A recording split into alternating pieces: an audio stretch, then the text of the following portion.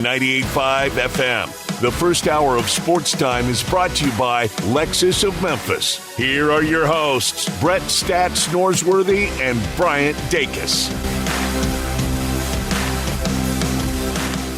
Welcome into Sports Time. Bryant and Brett with you on this Thursday afternoon. Johnny Hill producing as always. We're Sports Time and we're with you for the next 3 hours. Plenty of things to get into. Masters off and running as I think probably a little bit better. Kind of caught a break with the weather this morning than what they thought yesterday, what we thought yesterday when we were talking about it. So they're off and rolling. A lot of guys already out there, some getting ready to get out there in the next hour. So we'll talk a lot of Masters Day, but obviously a lot of basketball talk as well with the NBA season coming to an end this weekend. So a ton to get to. John Calipari was introduced last night in Fayetteville as the Razorback head coach. He did not call the Hogs, though, which I saw a lot of people upset about that. But I did see his wife and his son both calling the Hogs in the crowd. So they certainly got the memo on that. But a lot to get into today. Brett, how are you this afternoon? Brian, I'm well, and you're right about the weather at the Masters. I think they were fearing almost the apocalypse, and didn't get it, and now, you know, the delay, but looks like I don't think they're going to get everybody in today. Going to play into tomorrow, a little earlier start time tomorrow. Maybe get to the normal 36-hole cut tomorrow afternoon. And for anybody in our area that's going this weekend, first of all, you're going to have a blast, and you may be going on the greatest Masters weather weekend ever. It is as close to perfect for Friday, Saturday, and even Sunday. Sunday a little warmer, but Friday and Saturday just ideal. It won't be any of that, long pants in the morning, shorts in the afternoon stuff, or take a jacket, take rain gear, take nothing. It'll be what you see is what you get, and you'll have a blast. And I know a lot of people that are, and it's bucket list for everyone, and it was for me, and it lives up to it. I promise you. You're getting ready to have the time of your life. Yeah, you just had to get that rain out of the way this morning, and like you said, the weather the rest of the weekend looks pretty perfect, which is going to make it really nice for people that are going there as patrons, for the golfers themselves, to really enjoy this weekend and what the Masters really has in store. But right now, it's all Bryson DeChambeau on the leaderboards. He's in first place. I believe my app has an update. I believe just birdied 18. So that would take him to 8 under on the day. So a big day for him. That's salty. That's really good. That's 64. Yeah, no, Woo. that is really good.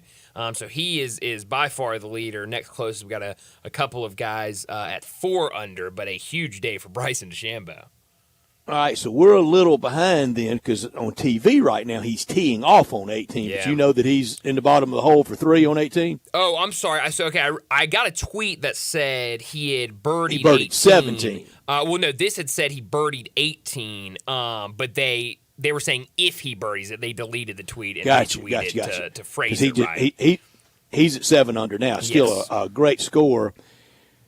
Boy, I hate this guy that I'm getting ready to be. Y'all know I almost took him as my shot. Well, and Brett, I think any other time you would say this, I would not believe you.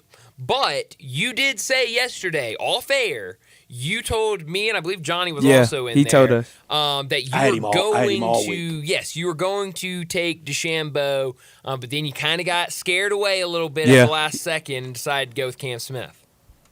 Oh, I can't stand that guy that says, I would have, but I promise you, I would have. No, I'm not fibbing. I went Cam Smith. He's 2 under through 8. That's not all bad, but 7 under playing 18 is really good for Bryson DeChambeau, who famously said that he considered Augusta National a par 67. Since making those comments, I don't think he's come close to breaking 70, much less breaking 67. Right.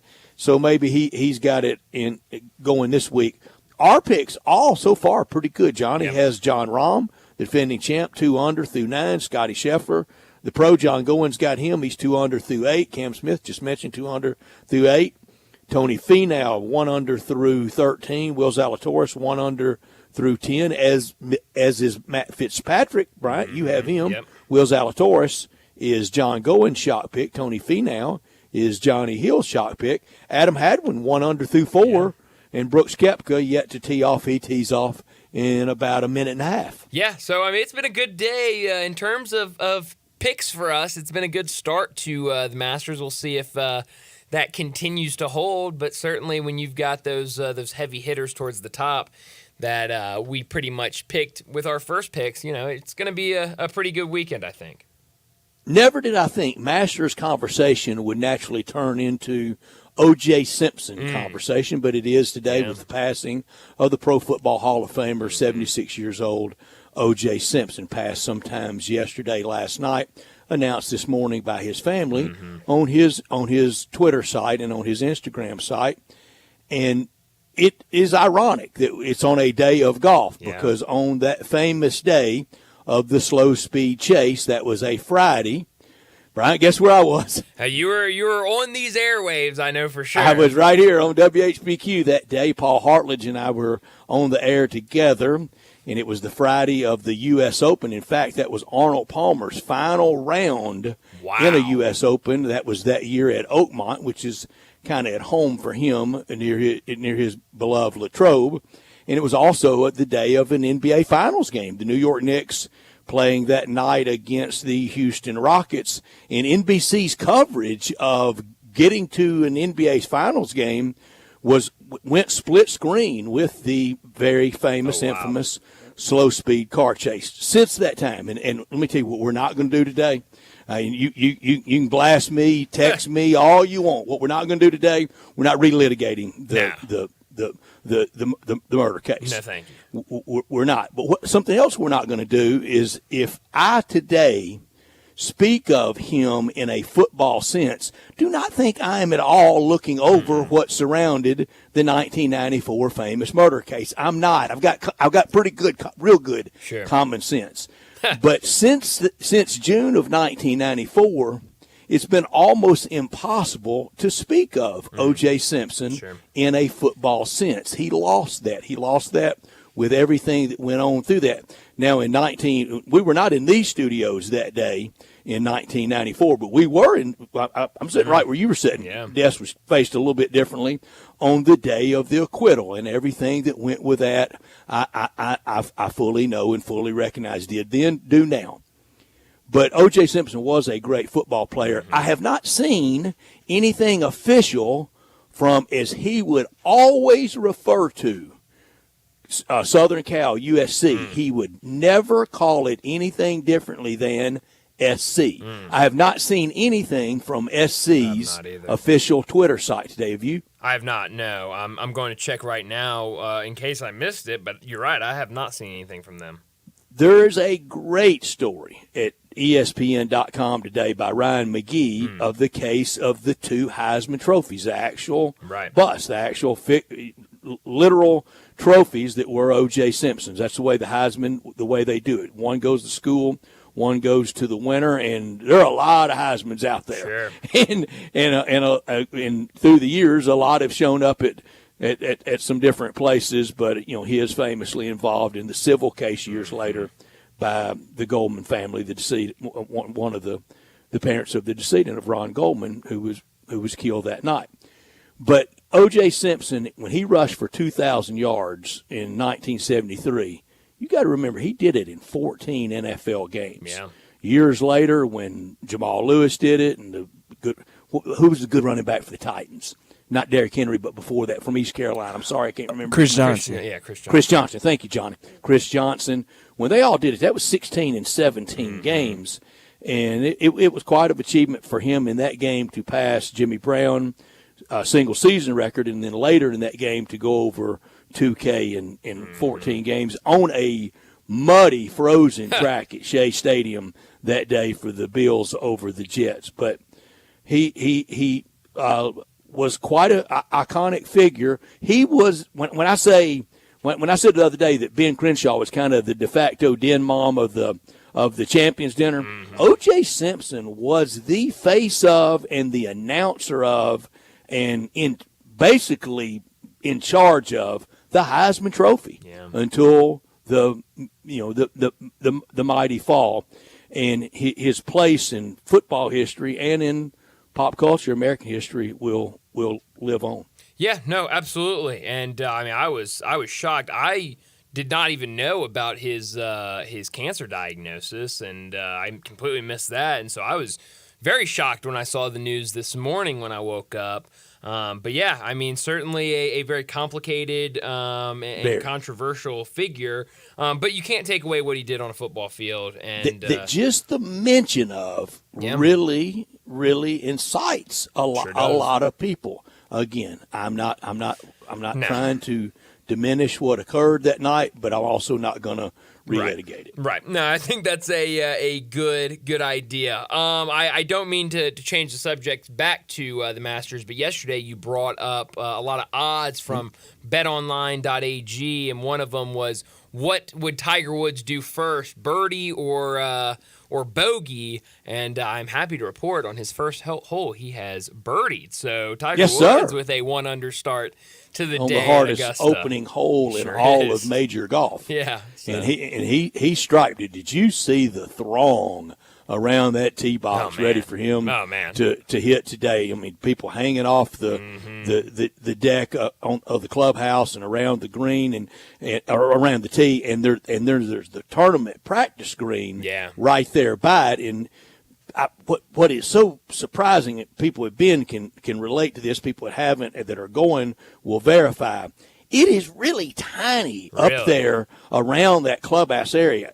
And my favorite golf courses are golf courses that you can almost order a scotch and water and be on the first tee box in about 10 steps. and you can at Augusta National. The big oak trees right there, first tees right there, 18 greens right there, the tournament practice greens right there, 10 tee boxes right there, the Eisenhower cabin is right there. It is really, really small. Everybody talks about TV doesn't do it justice on the undulations and all the bumps and things on the greens and in the fairway. TV also doesn't. It makes it look much bigger than it really is. It's a lot of golf course on a very small piece of property. Yeah, no, and that's what I've heard that from several people, that it's a lot smaller. And you mentioned Tiger Woods, the group around him. I was in there talking to Johnny when he was on the first tee box, and I went out to the hallway. We've got a television in the hallway, and it's on ESPN on the Masters. And I glanced up, and I was like, "Oh my gosh, what are all those people doing in that one area?" Very quickly, it clicked. Oh, Tiger must be teeing off. The big cat. Yeah, they're all there to see Tiger. I'm going to get to it later with Big Number today. It's the Tiger Woods number, but in researching it, I found out this in 2005, he has the record for 7 straight birdies. Wow. On 7 through 13 that year, he went 7 birdies across the scorecard. And in the golf parlance, a turkey is 3 straight birdies. Sure. And some have fashioned that 4 is the king for Arnold Palmer, 5 in a row is the bear for Jack Nicklaus. 6, I thought it was a Tiger. 7, do you realize how few people on their own ball, maybe in a 4-man scramble or something like that, you might have played on a team that had 7 straight birdies. Maybe. How few people in their lives playing golf on their own ball, legitimate golf, have made 7 straight birdies? It's incredible. It's how great he is, Oh, yeah. how great he was. Oh, yeah. And just, the icon of golf. And out there now, and like I said, looks good on his, the first hole, and hopefully that carries over into a really good round. But, we shall see. Well, the scoring is there. Oh, yeah. No, it absolutely is. I've been impressed. And you mentioned our picks. A lot of, I checked the scores right before we came on. And, I mean, let's see. When I checked, 1, 2, 3, 4, 5 guys were 2 under of our picks. So 8 picks, 5, where I think at least 1 or 2 of those have dropped a stroke since I was actually looking at it a couple minutes before the show started. But all of our guys are right there with each other, and it's for most of those guys a really good start for day one. So I think we're in really good shape for this weekend. Right now, 41 players even par or better, Wow. and right now 26 players under par. Holy cow. And we still have a lot to tee off. Yeah. Very few are just having, kind of that nightmare day. Jose Maria Olazabal plus 5. Well, but yeah, that could be worse. I mean, in terms sure of a bad day, it could be much worse than 5. So people were mad at John Calipari because he didn't have arms in there. I saw a couple of people say it's almost like a cardinal sin of being introduced as an Arkansas coach and not calling the Hogs. Yeah, I seen that too, Brian. I seen that as well. Yeah. There have been some famous coaching press conferences where a lot of the spouses didn't know what was going on. Diana Nutt, that was not from Arkansas, she was looking around the room like, what the heck are y'all doing? She had no clue, but they quickly learned. And he will too. And I thought Arkansas did it well. And it did really well. And just highlighted by Kentucky still searching, turned down flatly by Scott Drew today. Yeah, I mean, Scott Drew, the announcement this morning that he's going to stay in Waco and remain the head coach Baylor. It sounds like that was a family decision. He's got a couple kids that have, he's been there forever. I mean, they have kind of grown up in Waco. I don't think his wife really wanted to move from Waco, and he was pretty happy being the coach of Baylor, and so that didn't happen. We've gotten more clarity on the continued hope that maybe Dan Hurley, if you offer him enough money, he would accept the job. Matt Norlander reported a couple of hours ago 0% chance Dan Hurley, no matter how much money, Dan Hurley is going to stay at UConn, which I was a little surprised by both those. Nothing is 0 or 100, is it? Nothing. No. I mean, it's not 100%. We make it till 6 o'clock. That's a great point. It's not. I mean, it's not 0% chance that a meteor doesn't hit. Right. But he is reporting 0 at any price. Chance. Yeah. 12 million bandied about. Shocker. 12 million. Yeah. Shocker. So, it's now interesting because where do you go? And, I guess there's still hope that maybe you wait some time and, Donovan gets knocked out of the play-in tournament and then maybe he decides. But I don't know if you're in the NBA. And, Brett, unfortunately, I think you're going to have to ask Keith your question. But I think it's hard with what college basketball is today with NIL and transfer portal. I just think it's hard for a coach that's in the NBA to say, you know what, unless, they were to pull the plug on him, to say, hey, yeah, I want to go back to college and coach at Kentucky. That didn't like the mechanics of the game and the sport when he was last in it. When he was in college. So if you didn't like it then, Billy D, you will not recognize it now. No, it is a different world out there, and it's once again, I know we're running a little late, but it's once again proof of when somebody's happy at a place. Absolutely. And those children are happy. And they go to Dad and go, Dad, man, we got it good, and almost, might hurt me on the day the wheel gets red, but enough's enough. Let's stay here. I like my friends. I like our life, and we go there, and it might not be the same, might be better, but they want to keep it right there, and that's often that AD's and that school's best heat shield missile against places coming after you, and a lot of these places that think we can get anybody we want. No, you can't. Yeah, no, and so and regardless of who Kentucky ends up getting, one thing Mitch Barnhart will do, and I just laughed out loud last night when Hunter Yurachek did it, and every AD, it's in the AD handbook that you've got to say this at a press conference. The only person we offered this job to is the person sitting right here. That is true. It could be number 11 on the list. Nobody believes that. It could be number 211. That's right. But it was always the first, And the fan that believes that and goes out, I know it. Right. No, you don't. Get out of my face. No. But, I blame whatever Kentucky fan came out yesterday and said that they called the cafe that Scott Drew was at eating, saying that, Coach, we need you. They need to call back today and order lunch. Yeah, I blame that guy for the reason Scott Drew. I think he scared him away and made him stay in Waco. But let me set up today's show before we get to top and not top story of the day. A loaded show, very busy over the next 3 hours. 3:30, Steve Macy, the Senior Director for Team Business and Event Operations for the Memphis Showboats, will join us. We'll have to talk about last week's game against the Brahmas and what was a very unfortunate end for them, but now Showboat's back on the road, heading down to Birmingham to take on the Stallions, a team that's looked really impressive to start the year in the UFL. We'll talk a lot more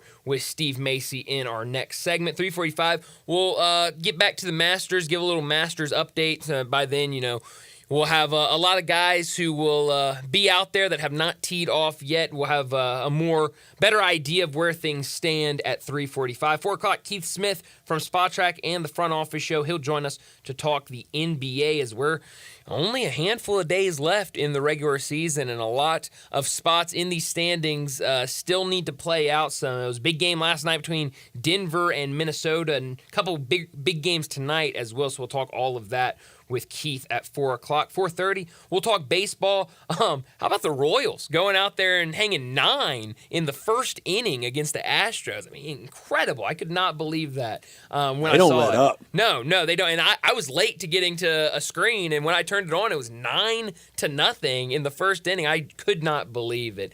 So we'll talk baseball at 4:30. 4:45, we'll get to big number of the day. 5 o'clock, Greg Gaston. He'll join us to talk Tigers. A lot to get to with Greg, and we'll have to talk to him. PJ Haggerty joined their show this morning, Sports 56 Mornings with Greg and Eli. So we'll have to talk with Greg about what he learned from the newest Tiger, PJ Haggerty. We'll talk a lot of Tigers at 5 o'clock. 5:30, we'll get to what's trending, and at 5:45, we'll wrap up today's show like we always do with Taco Bell Crunch Time. Let me remind you, we're in our Family Leisure Studios where family and fun come together. They've got factory direct pricing on swimming pools, spas, and patio furniture. It's patio season. Come by Family Leisure and check out the new 2024 patio furniture sets. Pool season will be here before we know it. Buy now and get in line for your pool installation and get pre-season pricing. Save $1,000 to $5,000 on all spas and swim spas. Also, special pricing on all in-stock saunas, theater seating, pool tables, and outdoor kitchens. Only at Family Leisure, 2120 Whitten Road, just north of I-40. Produced by Johnny Hill, we're Sporststime, and we're with you until 6 o'clock. We want you to be a part of our show by texting or calling at the Sissy's Log Cabin text and call line 901-360-8255. All guests will join us as well at the Sissy's Log Cabin guest line at 901-360-8255. This hour of our show brought to you every day by Lexus of Memphis at 2600 Ridgeway and online at lexusofmemphis.com. Great offers on all 2024 models and always special leasing options. Drive in luxury and confidence knowing that every new Lexus comes with complimentary first and second maintenance services. Call them at 901-334-9673. But better yet, stop by the one and only Lexus dealership in town at 2600 Ridgeway and put yourself in the driver's seat of the all-new 2024 flagship LS500. You'll be looking and you'll be driving in style. When you purchase a Lexus, you get top-of-the-line engineering and design, and they make for the luxury driving experience. Online at lexusofmemphis.com. Experience amazing at Lexus of Memphis. Top story of the day. Well, my top story of the day, it's got to be the Masters. They're off and rolling.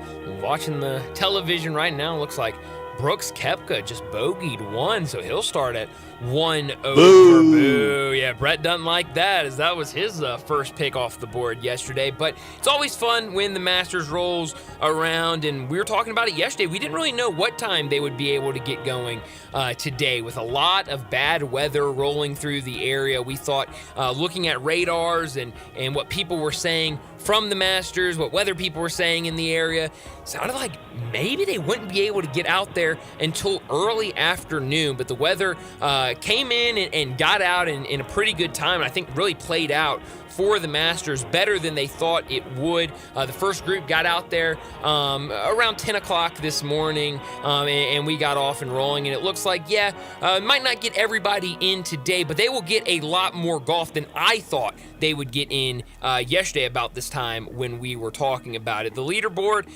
it's Bryson DeChambeau at the very top, dressed in his live gear along with all of the other live golfers this week. He 7 7 under right now, as at least mine hasn't updated. He might still be on 18, but John Rahm's still there. Scotty Scheffler hanging around, both those guys at 2 under. It's going to be a fun next couple of days. I mentioned it earlier, but Tiger Woods 1 under to start his day. So it's going to be a lot of fun these next couple of days before Saturday afternoon when we crown another Masters champion. I'm right there with you with top story of the day. It's the Masters. Bryson DeChambeau in the hole at 18 for a par on 18, 7 under for his first round, 65. Great playing for him. Yeah. I've seen blowback today about the live gear. It does not bother me whatsoever that they wear. Does it bother you? Doesn't bother me at all, no. Doesn't bother me at all. No more than the players now looking like NASCAR drivers with the corporate logos. That doesn't bother me either. I'm very much into sponsors and advertising. Sure, absolutely. We are here. I love them. I love them. Yep. I would put it on too. And if somebody pays you $300 million, like to the live players, not all of them got that, but a lot of money, you get paid that. You're going to put on what they tell you to put on. Absolutely. I don't have any problem with it. It is a scoring fest today so far at Augusta. It looks like it could be all weekend. The greens are going to have to bare their teeth, or you could get into something in the 20s on Sunday as the eventual winning score. Danny Willett, who's won before at Augusta, he hadn't won a 1 o'clock Nassau since. He's in at 4 under. There's a lot of good scores out there, and it started early and it's continuing now. Tiger Woods 1 under after his first hole. On his second hole, had to turn the club over and hit out left-handed to get it back out into the fair lane. For him, that's never good when you see somebody having to turn the club over and make it a left hand, make it a well. He was hitting left-handed. Never good when the righties hit left. But it's the best tournament ever and a great week, and we're going to enjoy it. Not top story of the day. Well, my not top story of the day, it's got to be the saga at Kentucky. Out of nowhere, Sunday evening, we learned that John Calipari is going to go to Arkansas. Well, what would Kentucky do? We heard the biggest names out there as options for them. But now we're hearing Dan Hurley, 0% chance he leaves UConn and what he has built there. Jay Wright firmly said no. Nate Oates released a statement and said absolutely not. So we thought maybe it would be Scott Drew. That seemed like the most likely scenario. But then he put out a statement. In our program, we strive to put Jesus first, then others, then ourselves. We truly believe God has called my family and I to continue our work here at Baylor, surrounded by the best people and community anyone could be blessed to have. We are grateful for the support of Mack Rhodes, President Livingstone, and the entire Baylor family, and we look forward to working together to bring more championships to Waco. #joy. So he's staying in Waco with Baylor. Now, where does Kentucky turn? It was interesting this morning after that was put out. A lot of national college basketball media members were kind of saying, I don't really know where Kentucky goes after this, because it seemed like Scott Drew was the likely answer. Get it done, and then you don't have to worry about next. Bruce Pearl seems like the likeliest now, and wouldn't that be weird? I mean, I thought it was weird to see Bruce Pearl in Auburn get up, but seeing him in Kentucky get up, that'd sure be different. It would be. That's my not top story as well, the Kentucky saga. But how it got to that, it was a lot of what happened last night at Bud Walton Arena. And at every press conference announcing the new coach, there's a few artistic liberties taken. Sure. Last night, boy, it was some whoppers told. Oh, man. And they got their story down and telling it in the whole courtship of Johnny Tyson. Well, just tell me what involves your job. Oh, man, it was some raging whoppers told last night. But believe what you want to believe. Right. They got him, and Arkansas is glad to have him. Scott Drew, he is staying at Baylor. I'm old enough to remember when he was sabotaged here, when he wanted the Memphis Tiger job, and it seemed like he was going to get it.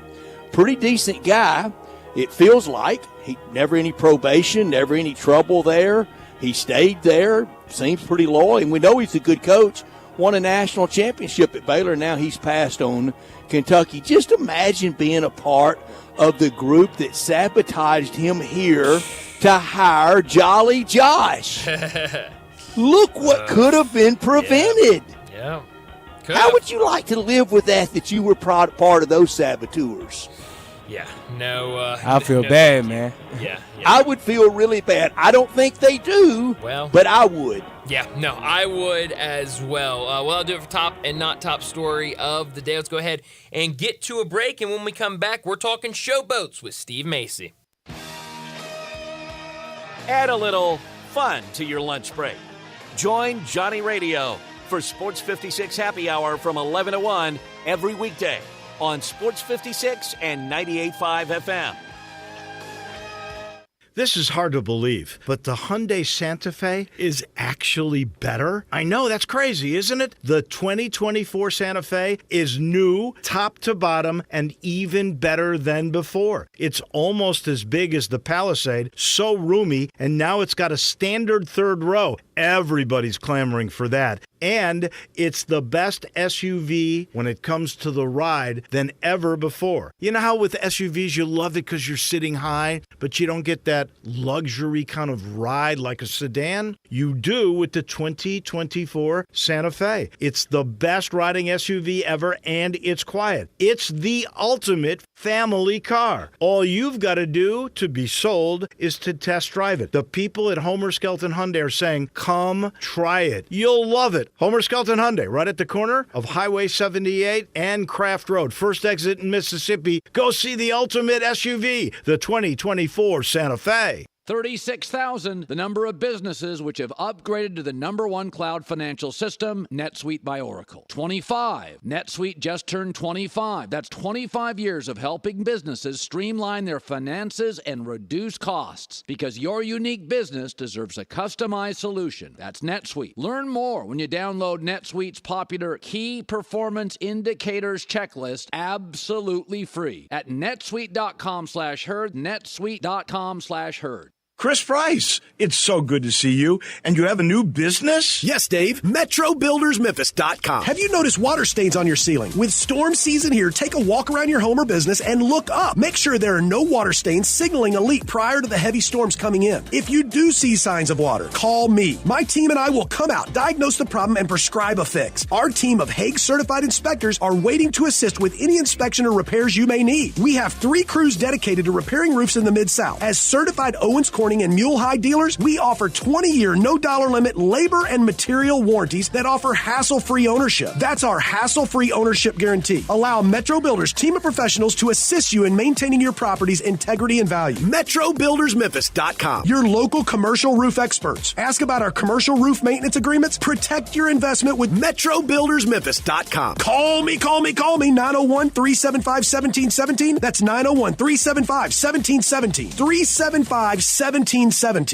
We all hear the radio ads about the IRS. They tell you to be afraid, to be scared, and they try to frighten you into calling. I'm not here to do that. Tax Relief Advocates is different. TRA is here to tell you that if you owe money to the IRS, whether it's $5,000, $50,000, or $500,000, we have a solution. It doesn't matter if you're sitting in your car, at work, or with your kids. No matter where you are, call now. 800-583-5795. Don't lose hope. TRA can eliminate or reduce what you owe to the IRS. There is zero risk to you. If we can't reduce your tax debt, then you pay nothing. Our passion is taxes and helping individuals fix their IRS problems. We have a 5-star rating on Google and an A+ with the Better Business Bureau. You don't need to be afraid of the IRS any longer. End your tax nightmare today by visiting us online at TRA.com or call 800-583-5795. That's 800-583-5795. Tax Relief Advocates. Real solutions for real people. If you love sports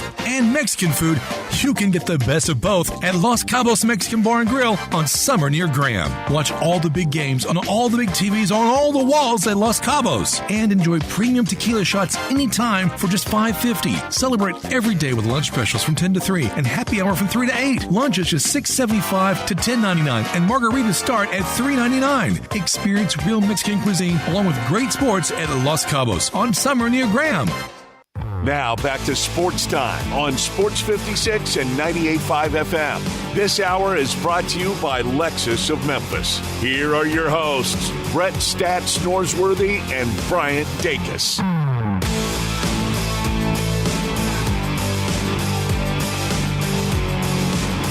Welcome back into Sports Time. Bryant and Brett with you in our Family Leisure studios. And joining us now, the Senior Director for Team Business and Event Operations for the Memphis Showboat, Steve Macy, joins us now on the Sissy's Log Cabin guest line. Steve, thanks so much for joining us. Home opener last week against the Brahmas and an unfortunate loss for the Showboats on the wacky 4th and 12 conversion. Then they drive down the field and score with about 3 seconds. I know a lot of my friends and people I saw over the weekend, I think they had forgotten about that rule. They weren't familiar with the 4th and 12, and they were not happy that was a rule in the UFL, especially after how the Showboats game ended. What do you think of that rule of the 4th and 12 to convert instead of an onside kick?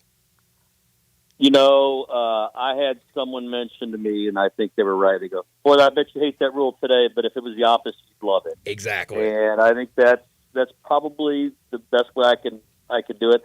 I think, look, they're trying to find different ways. Almost no onside kicks are recovered anymore. It's less than 1% now. So I think they're trying to find a way for there to be something equivalent to that, where you get the ball back. It was obviously really hard on last week. You know, you're winning the whole game, you're dominating the game, and in the last 48 seconds, you see it slip away, and it's really hard. Yeah. You know, I took so many congratulatory texts, and you know, people saying, "Hey, congrats on starting off 2-0." A little premature, and unfortunately, I texted them all back and said, "It's all your fault. You jinxed it. Every single one of you is your fault." You don't send the congratulatory text till there's all zeros, Steve. You don't need to hang around those people. They're not your friends, Steve. So anyhow, it was a tough loss for sure. But I mean, on the opposite side of it, you have to be encouraged by what you see on the Showboats, right? I mean, they looked really, really good. I think we thought the team was really good after week 1, and I still think we're in a position to have a very successful year. Have a really tough game coming up. 2-time USFL champion Birmingham Stallions on the road at a night game where they'll have a really good crowd. I mean, it's going to be a hard game.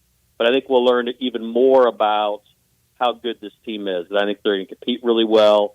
You know, I think they're going to go on the road and beat tough road warriors. I just think they look like they're in a really good spot to have a special year. Steve, in the end, that game proved one of the oldest things about the sport, back to the beginning of it, with all the new things around it, the rules and how it's done. And I applaud the UFL for trying that. It came down to, you get in that red zone, you got to put it in the end zone. You can't settle for field goals, or you leave the door open. Yeah, I think that's probably one of the best points. You go 1 for 6 in the red zone. And you have to kick field goal, and turnovers. I mean, it's going to kill you. You know, those things are going to hurt probably more than anything. And, you know, that's unfortunately what happened. And, you know, this is about closing. And I think they learned a lot and work a little bit. You know, I think 2 of the drives ended inside the 5. And that's really just things you got to finish those drives off and win them right, and win that game right there. Put it in a position where there's no chance that somebody can come back regardless of what the rules are. And I think that's, you know, it's something to be learned, and hopefully a lesson you'll have to learn one time. Mm-hmm. Every old football guy I've ever heard my entire life, you want to be good in the red zone, you got to be able to run the ball, and the Showboats would get down there and the run game would kind of stop. And the defenses are way ahead of the offenses right now in the UFL, and you even saw that a little bit in the Showboats opening game, the game they won down in Houston. But I think offensive line play and run game, it takes time to get that. And camp wasn't enough, and there's no preseason games like in the NFL, and there's no Eastern Kentucky to play like in a lot of major college football. You got to go out there and you got to get good in the red zone against real competition, and I think that'll come along as the year goes along. I think so too. I think you're right. I think it looks like the defensive linemen are ahead of the offensive linemen right now. You know, kind of like the baseball adage you say that the pitchers are ahead of the batters early on in the season. I think right now that's what we're seeing, and the defensive lineman typically knows what's coming. Right, he knows where he's going to go, and the offensive linemen have to work together as a team and as a unit, and that takes a little bit of time. It's communication, it's familiarity with each other, and those things are going to take some time to get going. And I really like our running backs, and the question's going to be, can we get the holes for them to really start running the ball? And at the end of the game, you can close the game instead of having to punt. It's definitely some things that are available to the Showboats to improve on. That you love to see that there's that opportunity for them to get a little bit better as we go on. So you mentioned this week in the Birmingham Stallions, a good team. They've started off 2-0. They've been playing really well, and they kind of run a two-quarterback system. They throw Matt Corral out there, who a lot of people here locally remember with his time at Ole Miss. A lot of fans in this area of Matt Corral. Then also Adrian Martinez comes in a lot, a guy that bounced around a couple different places in college, and both of them have had highlight plays and to start the season, and can throw the ball downfield, but can also make plays with their legs. And I think this is going to be really the first time that this Showboats defense have seen these really good dual threat quarterbacks. And we've seen the Showboats defense play some really good football. How do you think they match up with these two quarterbacks? I think the Stallions are really good. And I think I'm really interested to see how the Showboats and how we do against that really good team. I think it's a perfect early test, and an opportunity to kind of see where you match up. I don't think anybody that's a defensive coordinator anywhere. Cardinal Lake is our defensive coordinator. I'm sure he's not sitting there going, "Oh, I'm excited. I've got a dual threat quarterback I have to prepare for." I don't think anybody wants that. It's a matter of containing them, right? You've got to keep them from making a big play with their legs or with their arms, and hopefully you can get a turnover or two here and there and keep them in front of you. And I think that's all you can do when you got a guy that can do both things. So the work's really cut out for him. But man, it's such a great opportunity to kind of get that bad taste out of your mouth of the end of the game last week and go get a victory over somebody and a team that is really, really good and just has been a champion for 2 years in a row. I think this is what sports is about. You have to forget it and move on, and you get a chance to go do something special the very next week. Yeah.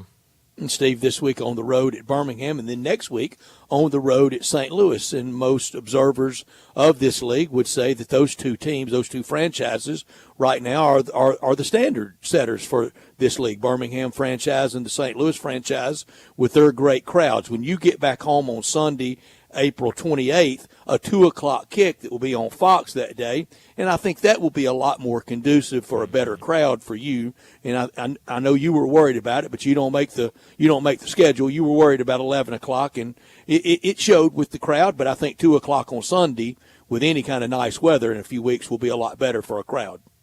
Yeah, and I'm really excited. So we're looking at that game, and we want to tie the past to the present, and I think it's one of the things as the league, both last year's USFL and this year's the UFL, looking at to see, does this make sense for us to look backwards versus looking forwards? And as we've talked about it, and really letting some of our upper management see the passion that the Memphis fan base has for the Showboats franchise.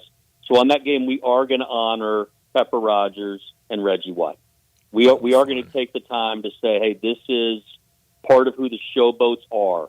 Yes, the logo is different, the color scheme is different, but this is our heritage. This is part of who the Memphis Showboats franchise is, and so we're going to spend some time honoring those two. I mean, I think that you look at it and you go, that's probably the two best professional football players that have played in Memphis as professionals. And it's, even though Pepper was the coach, I think those are the two most recognizable names. And so we're going to spend some time connecting the past to the present. I think that's important for our fan base to have the opportunity to do that. And something else that Pepper Rogers did when he was coach of the Showboats, and he did forever, alongside Fred Smith and Billy Donovan and Steve Earhart and a lot of really good people. Pepper Rogers always carried the flag for Memphis. The flag for Memphis is a football town, and tried it with the NFL. He spread the good word for a long time on Memphis. Yeah, he did, and I think that this is our opportunity to honor his legacy. And one of the saddest things is that neither Pepper nor Reggie White are still with us. It would have been awesome to be able to do that with them in person, but we're going to do the best we can to honor not only their memory as people, but also their memory as Showboats. Yeah. Well, it should be fun. That will definitely be fun. I'm looking forward to getting out there for that. But it should be fun this weekend, a good test for the Showboats against the Stallions. And hopefully, Steve, next week when we're talking to you again, we'll be talking about another Showboat win. Yeah, that would be a welcome change other than talking about 48 seconds of disbelief and frustration for sure. Yes. Up 19-8 with a minute to play, Steve. I've never seen anything like it. Hey, stats, I was there, man. It was hard. I saw you there, Steve. We shook hands, remember? Yes, I do. It was. Hey, when I shook your hand, I was in a lot better mood than after that last. I know, Steve. I believe Darn sports, man. Steve, real quick, if you may. When you got to the athletics department at the University of Memphis, was that when Georgia Tech called for Josh? Were you on board then, or was it a little after that? I was there, yeah. So we've seen it this week around sports. That was kind of the lifeline for the athletics department because Josh had just kind of timed out. It felt like the same thing happened for Calipari in Kentucky this week, didn't it? A little bit like Josh I think here. So. I think so. I think there's a certain point when the expectations are so high and they stay there for a really long time, and sometimes you just need a change of scenery. Yeah. And I think maybe that was what happened in Kentucky. It was time for them to part and say, hey, we both need to have a little fresh start and add some energy to us. And not that Calipari was lacking energy, but maybe he was. Maybe he was a little complacent, and it was the same thing day after day, year after year, and he needs a new challenge too. And that can happen. It's kind of like scope creep in when you're doing a job and you've got to you keep adding new things to the job, and all of a sudden you go, man, this thing costs a lot more. And I think that can happen when you're working your career. You just kind of have this. It kind of creeps in that you're not hitting it as hard as you could because it's the same and it's so familiar, and you just don't really go after it as hard. I think that can happen. Mm-hmm. Well, Steve, thanks so much for joining us. Enjoy this weekend, and we'll talk to you again next Thursday. Hey, guys, thanks a lot. Appreciate it, and go Boats. Thanks, Steve. Thank you, Steve. Steve Macy joins us every single week to talk the Showboats, the Senior Director for Team Business and Event Operations. Well, let's go ahead and get to a break, and when we come back, we'll hop back into the Masters and give a little bit of a leaderboard update. We'll do that next on Sports Time. Join the voice of the Tigers, Dave Woloshin, for Wolo and Friends. Weekday mornings from 10 to 11 here on Sports 56 and 98.5 FM. Welcome to the Rendezvous. This is John Vergas. When my dad started the Rendezvous in 1948, I don't think anyone could have imagined we'd still be serving shoulder, cheese plates, and our world-famous dry rub ribs 75 years later. But we are still here in the basement, in an alley in downtown Memphis. We sincerely thank you for making the Rendezvous what it is today. Charlie Vergas Rendezvous, serving the official barbecue of the Memphis Grizzlies. Are you aware? It's patio season. Family Leisure sure is. That's why they have factory direct pricing on swimming pools, spas, and even, yes, patio furniture. Yes, sir, it's indeed patio season. So come by Family Leisure and check out all the brand new 2024 patio furniture sets. And with patio season here, you know that pool season will be here before you even know it. So buy now to get in line for your pool installation and get pre-season pricing. Plus, you could save $1,000, $2,000, $3,000, even up to $5,000 on all spas and swim spas. Family Leisure has got special pricing on all in-stock saunas, theater seating, pool tables, and even outdoor kitchens. I love it when it's patio season because of all the fantastic deals that Family Leisure makes available just for you. Family Leisure, Whitten Road at I-40, where family and fun come together.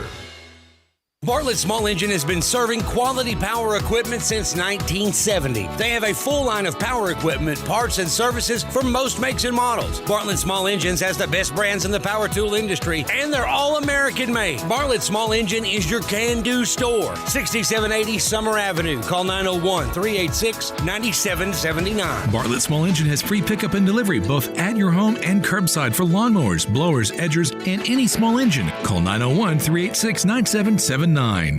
You or someone you know or care about has dealt with a difficult divorce. When facing divorce, you need the attorneys at Rice Law. Nick and Larry Rice lead the firm with 3 generations and 7 decades of experience. Located in Memphis, serving the entire state of Tennessee and North Mississippi. Rice Law is who you need to call. Simple or difficult divorce, they know how to handle it. Call Rice Law at 901-526-6701, or for more information, visit them at aboutdivorce.com. That's aboutdivorce.com.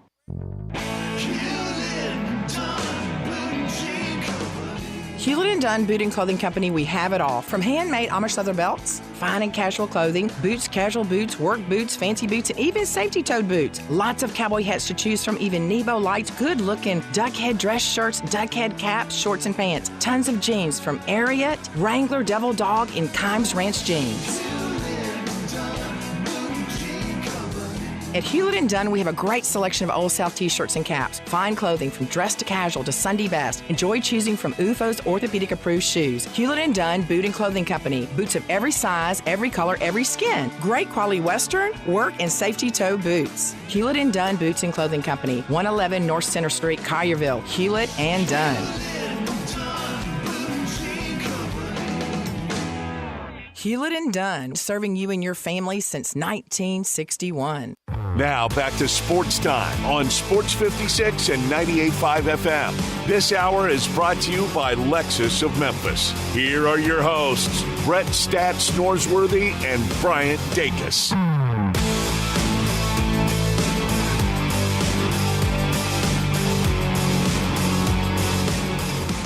Well, Tiger Woods had an opportunity to go back-to-back birdies on his first 2 holes, but had to settle for a par on the second, so he's at 1 under right now. Bryson DeChambeau, he's done for the day at 7 under. We've got a pair at T2 at 4 under, including my pick, Matt Fitzpatrick, who's now 4 under through 13, so a good day for him. But talk about good golf, and a lot of our guys still playing really well right now. But talk about some bad golf. Jordan Spieth with a 6 on his first hole. It's not a good start. He's 2 over to start the day. And then Brooks Koepka also has struggled 1 over through 2 as he parred his second hole. So 2 names I know a lot of people were very high on, kind of struggling out the gates. Obviously, a lot of golf left to play, but I know both of them want to be golfing a little bit better than that. There's a lot of golf terms used when we watch TV, and then we kind of parrot them. And one is Augusta National is very much a second shot golf course. Well, you better hit that first shot good, too. That's right. I tell you what. And here's one that I hear, and I play very, very, very, very little now. I just can't. Right. But even when I did, and avidly, I don't understand this when I hear ball striker. Yeah. Well, isn't that kind of baked in the cake? Don't you have to do that? Gotta strike the ball. I mean, that would be like saying, well, he's a free throw shooter. Well, yeah, he's at the free throw line. That's right. Or he's a passer. He's the quarterback. He's got to be the passer. Got to be a passer. I don't get ball striker. Do you? No, I don't. But, like you said, it is a phrase that has really grown in popularity, and hasn't it? You've heard it a lot at the Masters. To win the Masters, you've got to be a great ball striker, and the ball striking has to be up there. And don't you feel like TV commentator, when they use it, they take the voice down almost to where you're almost reverent. That's right. Right before the last big altar call. That's right. It really is. They take it down to just, almost like you're at the Vatican. Yeah. No, it's interesting. Another one is I love how at the Masters it's the first cut and then the second cut. There's no rough at the Masters. That always throws me off every year. And it's not pins; it's hole locations. That's right, hole locations. That's right.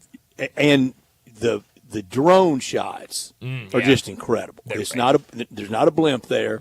They said a long time ago there's never going to be a blimp flying over over Augusta National. But the drone shots at just above treetop high are just marvelous. And then they had one earlier that was going down the creek alongside 13, but the camera shot was as if you were going back toward the tee at creek level high. Really? I mean, it was like just bare. Wow. How do you tell it to do that? That's awesome. Yeah. And control it. I mean, the people who run the drones at a professional level, like what we're seeing at the Masters and what you see pretty much any time you get a new facility in college athletics, it's unbelievable. I mean, how they're able to dive and raise and fly around. I mean, it's incredible. It really is. You know, they got drone races. You know, people can race drones. I'm getting ready. It's going to be Masters, Augusta National. Heresy for me here. Uh-oh. I had a friend of mine yesterday said, Brett, I've been listening all week. And he said, I think you've called every hole your favorite hole there. And that's not true. My favorite hole is number 6, the par 3. Yeah. Downhill. It feels like 90 degrees when you're standing on the tee. It's not. Tiger Woods just teed off on the one hole there that I don't like, and it doesn't look like it fits, and it's the only hole there that has a palm tree on it.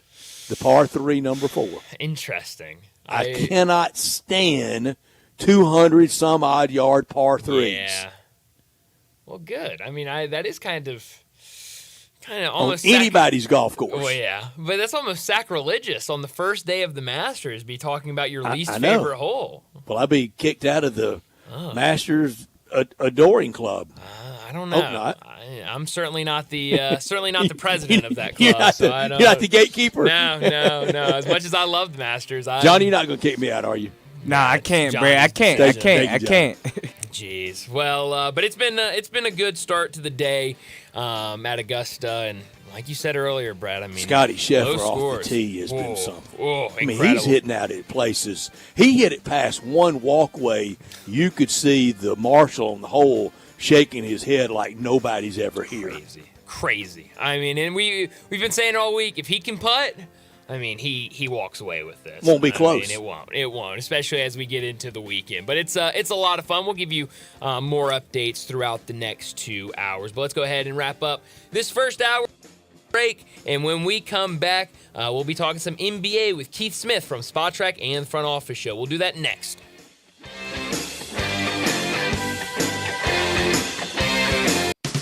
Hi, I'm Maddie Berner, an outfielder for the University of Memphis softball team. Trying to decide on a spring break vacation? Whether it's for a spring break vacation or a home renovation, apply today for a personal loan with Southern Security. Join Southern Security today and make your dreams a reality. Southern Security is a proud supporter of University of Memphis athletics and 901 Women. Southern Security, your home team credit union.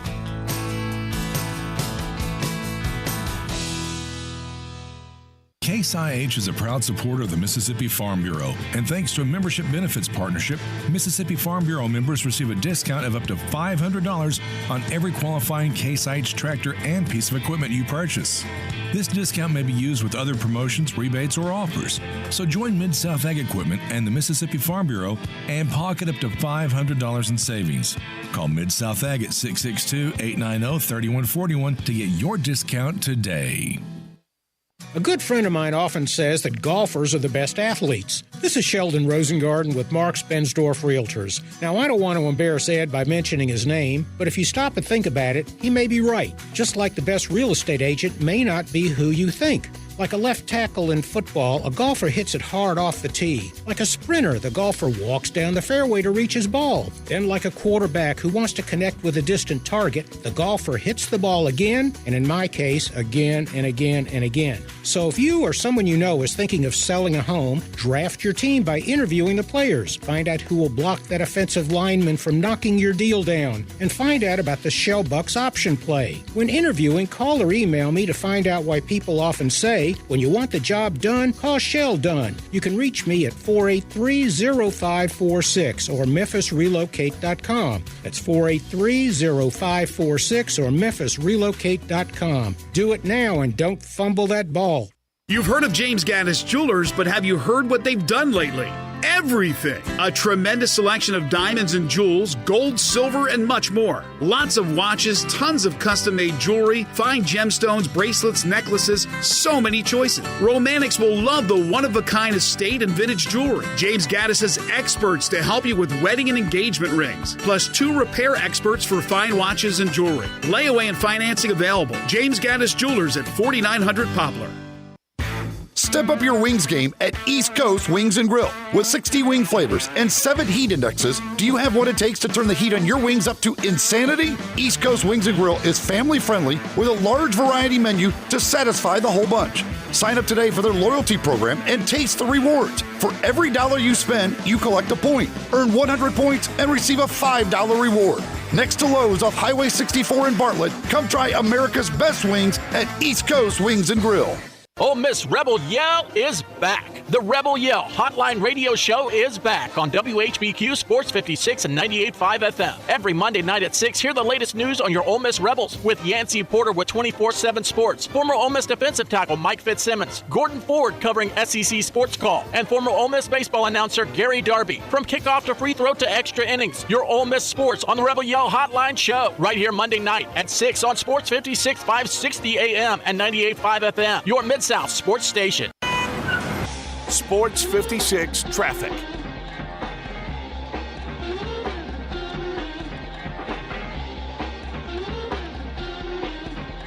Good afternoon. It's busy already over here on 240 eastbound right at Poplar. Again, give yourself a little extra time out here as it gets even busier here the next few minutes as we get into the full swing of rush hour traffic.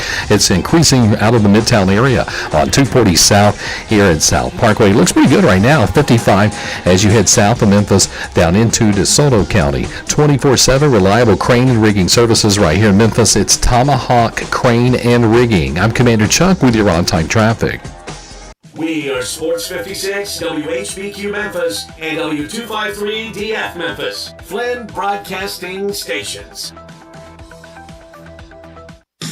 Time to talk NBA with Keith Smith from Spot Rack and the Front Office Show, and on Twitter X at Keith Smith NBA. Here's Keith Smith talking basketball with Bryant and Brett.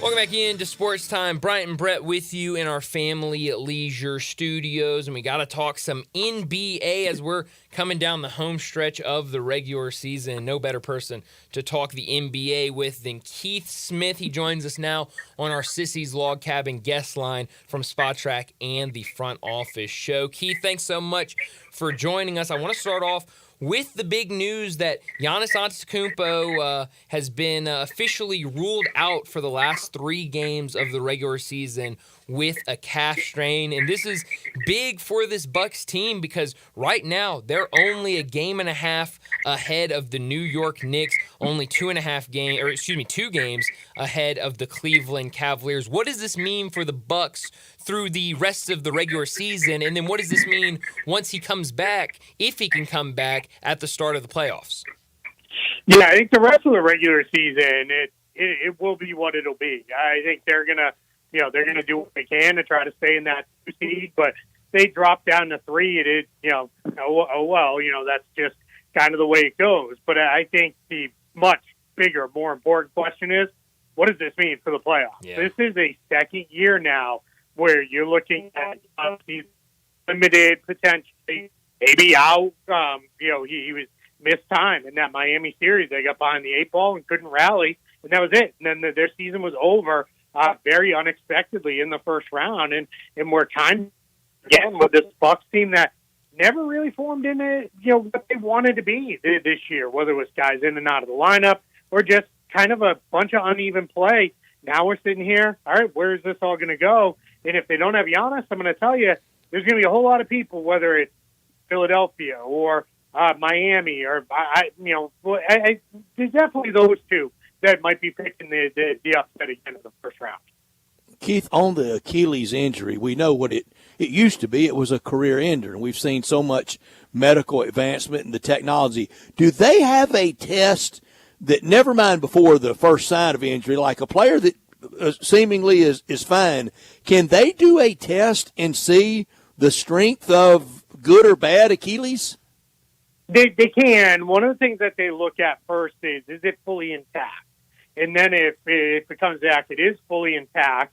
That's the best news you can get. But then from there, they can do, all right, it's intact, but is it good? Is there any signs of this may go? And one of the things that we've seen, and as I'm trying to finish up my fake medical college here on the internet, Right. reading about this, it's one of the things that they have said is calf injuries can lead to Achilles injuries, and one of the things that's been cited is that's one of the beliefs that's what's happened with Kevin Durant during the 2019 NBA Finals, was he had a calf injury. They said, hey, the Achilles is good, and then the next thing we knew, game or so later, the Achilles was gone. So this is going to be something where the Bucks are going to be extremely cautious, but as far as we know right now, his Achilles is good, and that's the most important thing. And with those kind of tests, like would the Grizzlies had a test that could run the structural stability or lack thereof of Ja's shoulders? Yeah, I mean, I think there is to an extent things you can do with that, and one of the things that I know sometimes comes out in these, and some sports are further ahead, but like I know it's a big topic of discussion in baseball right now is the number of elbow injuries and Tommy John and all that. But that I know they see in baseball is, hey, this guy's going to need a Tommy John surgery, and there's almost a thought of get it done now, so when he's 20 years old, and then it doesn't need to be done. Some pushback of, well, wait a minute, if you do it now, you might need to do it again, and then where do we go from there? So that's where it becomes somewhat problematic. But yeah, these teams invest literally millions upon millions of dollars into every form of testing that they can to do this. This is also why in the last CBA, one of the big, or the new one we're under right now, one of the big things was, hey, no more the fooling around with we're not going to visit certain teams and we're not going to share the medicals and all that stuff, because teams are basically saying, hey, if I'm entering into multi-million-dollar agreement with you, I need to be able to know. I need to be able to look at all your medicals and make the best decision I can. And that was a really good change for the teams in the end. Keith, as we're getting closer to the end of the regular season, there's been obviously a lot of talk about standings and playoffs, but also about postseason awards. Last night, the entire Mavs roster was wearing Luka MVP shirts. Kyrie has talked in pressers about how Luka should be the MVP of the NBA this year. Do you think Luka should be getting more attention when it comes to MVP conversation? I think he's getting plenty of attention. This is one of the things that, to me, has gotten absolutely ridiculous and, quite frankly, stupid with the discussion of basketball especially is the idea of this player's being disrespected, by all these people. And it's like, because I had him the second best player in the league this season. Like, it's not disrespect. Like, it's, anybody who can look at it and say, Luka Doncic or Shai Gilgeous-Alexander, one of those two guys is 100% the MVP over Nikola Jokic, or one of them is 100% the MVP over the other two.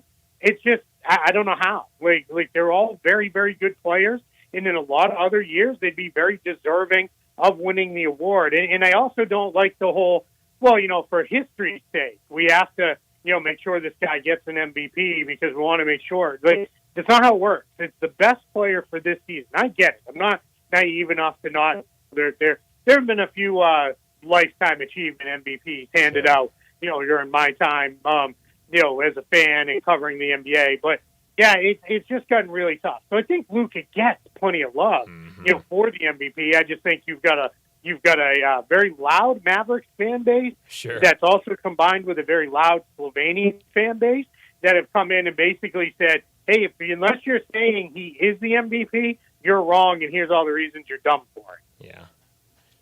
On Tuesday night, Victor Wembanyama came through with the Spurs, and we all this year knew early on he was going to be Rookie of the Year and that he was going to go on to a great NBA career.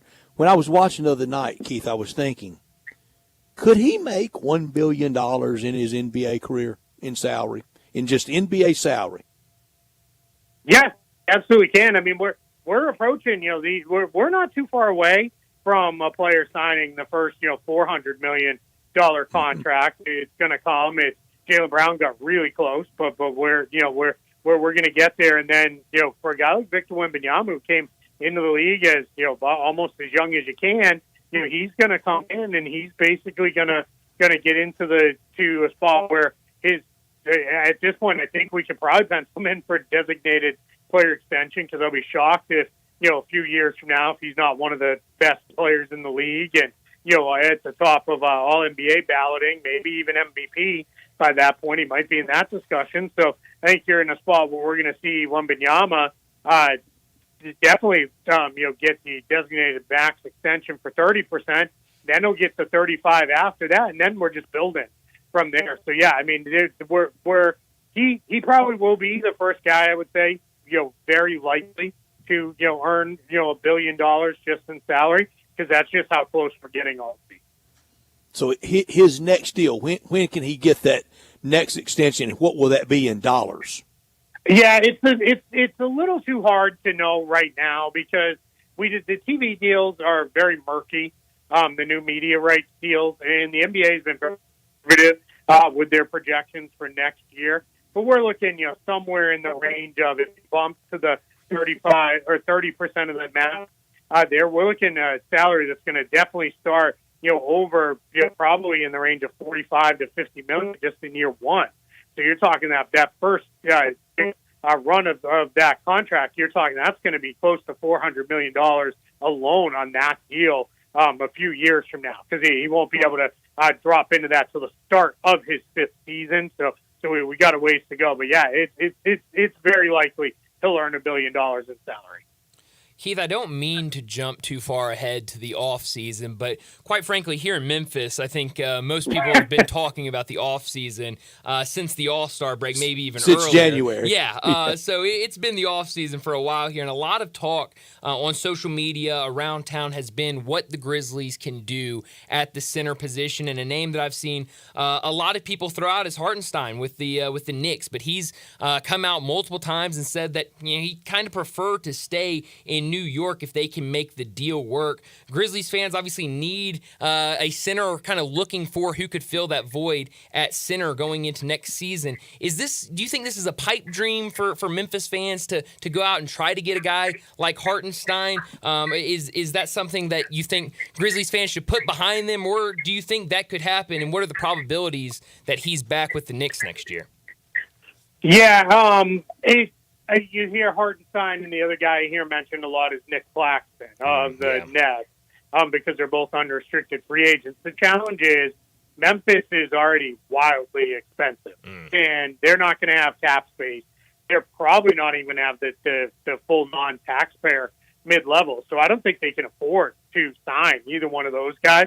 So now you're talking about a sign-and trade happening. Now, sign-and trade for Claxton, sure, right? I think the Nets are in a position where they might be doing some resetting and look at some different stuff. So that's certainly a possibility, especially if Memphis wanted to say, hey, you want our pick or something like that, or, we'll figure out something down the line and can kind of go from there. Then I think the kind of next part to that with Hartenstein is it's just, why would the Knicks do that? They're a good team that's trying to win, and he's become their starting center because Mitchell Robinson can't stay healthy, but he's also become, as part of that, their most reliable center. So I don't think he's going anywhere. I think the Knicks are going to do everything they can to get him signed, get him locked up long-term, and keep him right there in New York. So it's just going to be one of those things where Memphis is probably going to have to either, maybe with the draft pick, they get somebody, maybe they can get creative in a trade or a sign-and-trade, but it's more likely that might be like a veteran signing of a guy who, the first few waves of free agency finish up, and there's, hey, this guy's pretty good, but, he hasn't signed anywhere yet. They kind of jump in and grab a guy like that. Mm-hmm.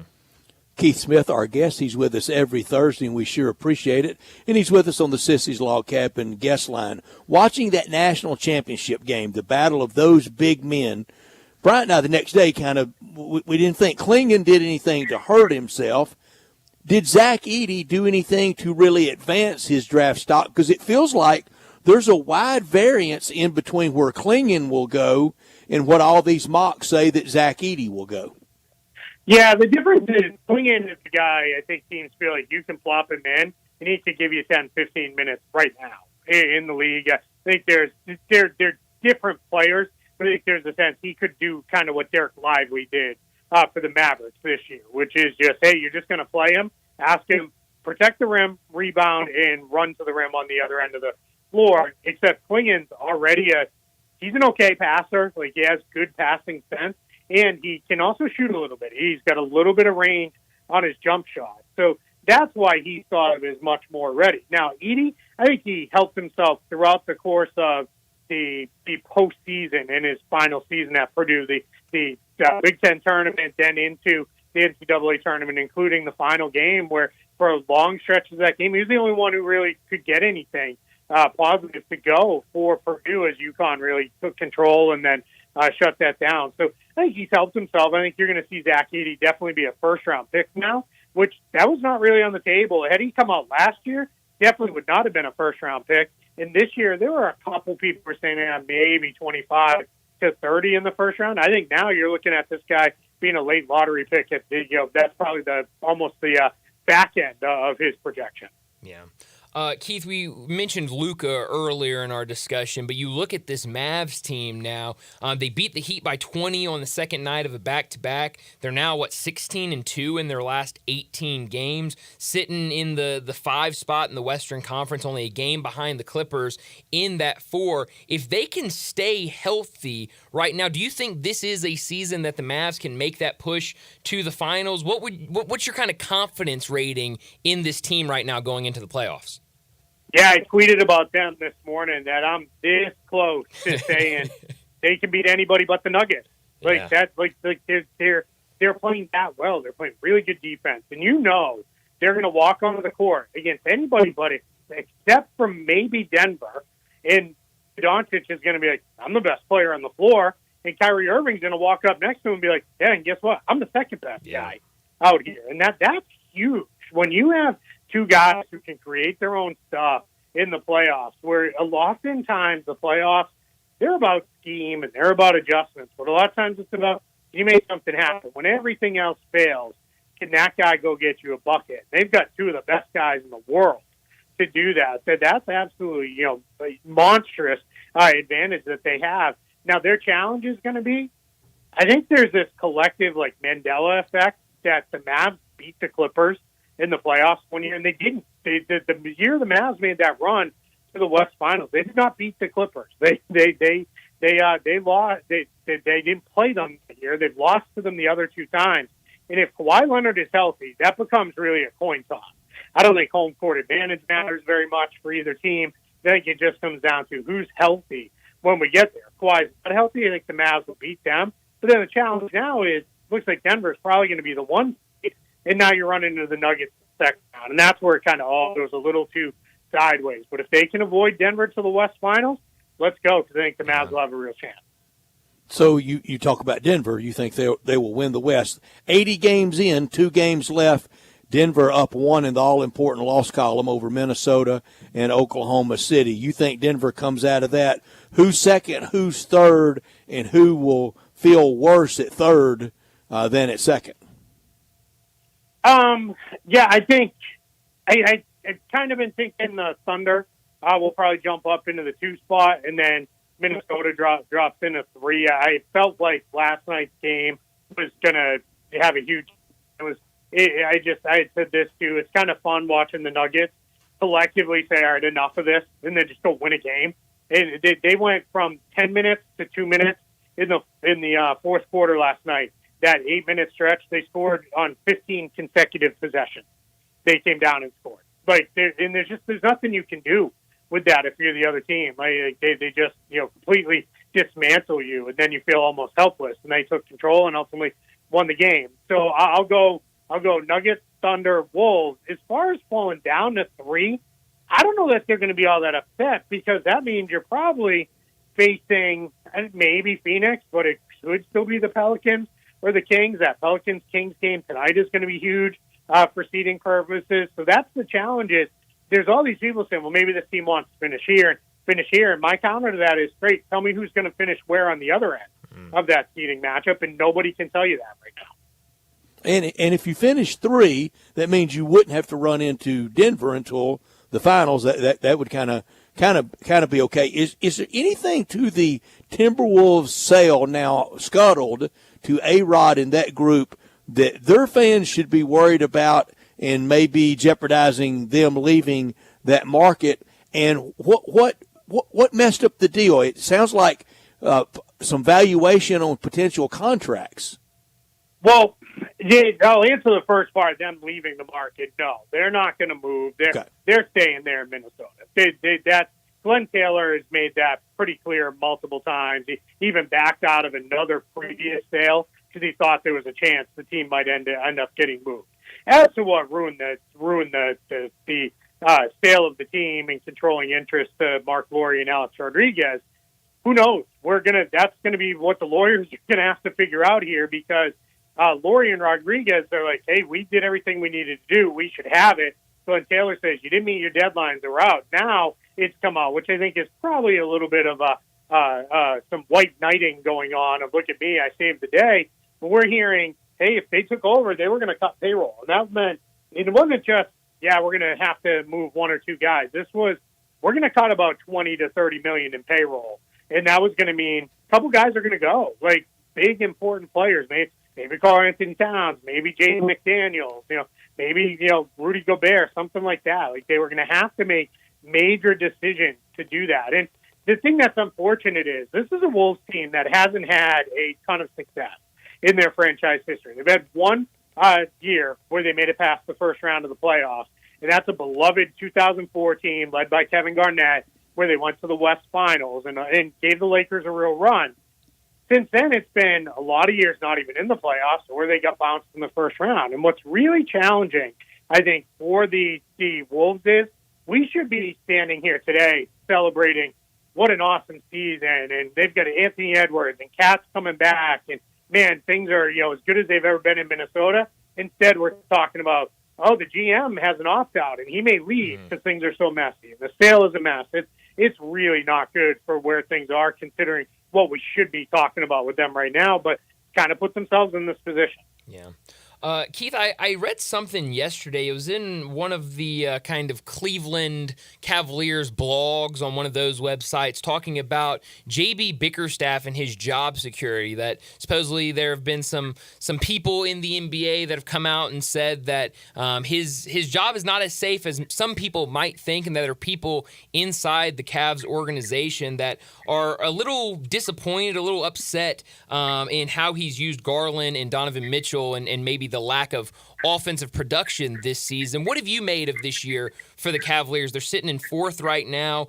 We mentioned them earlier. They could move up before the end of the regular season. But what have you made of the job J.B. Bickerstaff has done and this Cavs team? And do you think there's anything to J.B. Bickerstaff's seat being a little warm right now? Yeah, I think it's his. I think it's Kobe Altman, the GM. I think they're all in trouble if this team doesn't make a real run here in the playoffs. I think 2 years ago, it was, all right, we got to the play-in tournament. We didn't get through, but what a great experience. We rebuilt from the second time LeBron left. Then it turned into where, last year we made it actually into the playoffs. We lost, but it's hard to win your first time through. That's fine. This year was, all right, we're kind of uneven early. Then they had a good stretch of basketball. Now it's back to not playing very well. The owner came out and said, I have every reason to believe Donovan Mitchell's going to extend. And then Donovan Mitchell all but threw cold water on that, saying, we'll see, where all that goes. And that, to me, says, all right, J.B. Bickerstaff is in trouble. I think Kobe Altman might be in trouble. And I think that roster as a whole, where I think we're in a world where we could see major changes coming in that Cavs team. What looked like it was going to be a really promising group coming together never quite gets there because they make a bunch of changes before they could actually finish it out. Wow. Who is the hardest owner, in your opinion, to work for in the NBA? Just stereotyping. I know that's dangerous. I would have Dan Gilbert up at the top of the class for me. Yeah, he'd be up there. I think it's probably James Dolan, just because of all the silliness that comes with the Knicks. At the end of the day, everybody wants an owner who is like Steve Ballmer, right, ideally, where it is, hey, I'm going to spend whatever it takes, and I'm pretty much going to stay out of it other than that. I'll be loud and I'm going to cheer and yell and everything from the sidelines. But all we really want as sports fans is the owner is just write checks. Write as many of them and as big of them as you need to keep our teams, contending for titles. anything else beyond that, all that is noise and problems. Well, Keith, we got to the end of the segment before I have to humiliate myself again. But the humiliation is really praise of you. You have roundly rejected through the years the NBA guys, even being slightly interested in leaving the NBA to go to Kentucky. This coaching search has proven you to be right in the middle of the bullseye, correct? And now Kentucky really casting about, and all reports indicating that they might hire former Kentucky player Mark Pope from BYU. That's a long way from Billy Donovan or Brad Stevens. Yeah, once guys get to the NBA and they have success in the NBA, which Brad Stevens clearly did, Billy Donovan's been a good NBA coach for a long time now, they just don't want to go back to dealing with all the mess. And it's messier now than it's ever been between the transfer portal, which I don't necessarily think is really all that bad of a thing. I think if coaches can up and change jobs whenever they feel like it, I don't know why the athletes can't. We agree. As well. But I also, then there's the NIL stuff. There's all this. You just said the NCAA collectively is a mess. You sign a coaching contract coach for 5 years. One, it's what conference am I even going to be in 2 years from now? Now we've got all this talk of super conferences. And I think for basketball coaches where it gets really tough is you can be sitting there saying, man, I'm in a great place. I built a really good winning program. Oh, hey, we're moving to this league because it's better for football. And then the next thing you know, it's like, but wait, like basketball-wise, that's terrible for us. So that's where I think if you're an established NBA guy now, forget it. I don't need to deal with all those headaches and nonsense. Just keep me right here in the league where all I need to do is coach. Yeah. Well, Keith, it's going to be a fun sprint to the end of the regular season, so enjoy these last couple of games. And next week when we talk to you, we'll be talking about the play-ins. Yeah, I'm excited. Yeah, this is if you love the games itself with the NBA, which I hope everybody does, This is the best time of year starting up. Yeah, it really is. Well, thanks so much again for joining us, and we'll talk to you again next week. I appreciate it. Thank you for having me. Thanks, Keith. Thank you, Keith Smith, and it was fun. And this time next week, on Thursday, can the Lakers could be out of it, couldn't they? The Lakers could be out of it, yep. Oh, Johnny, you know what that means? The play-in. We're going to have another in-season tournament parade. That's all they got to hang on. That's right. Hey, that Brad, one banner. That legendary banner. Mm-hmm. What a chilling, moving moment in Laker history. You know, everybody got a medal. Everybody got a medal for that. Sure did. They got a banner. They did. Do they have a banner? They all got shirts. I mean, what more could you possibly Any rings? Want? I don't know about rings. They got a medal. A medal. Did they get a medal? Yeah. Play-in tournament starts next week, and that's the key picks for us on deciding absolutely who wins NBA postseason. That's right. You know, it gets more picks close next week. And, a lot of picks next week. Picks and more picks. NBA playoff picks, NHL playoff picks, a little bit of Showboat everything. Showboat bankroll, which we'll have to do tomorrow afternoon. I saw that line. Ooh, big line for. Y'all want to pick any of these spring games? No, thank you.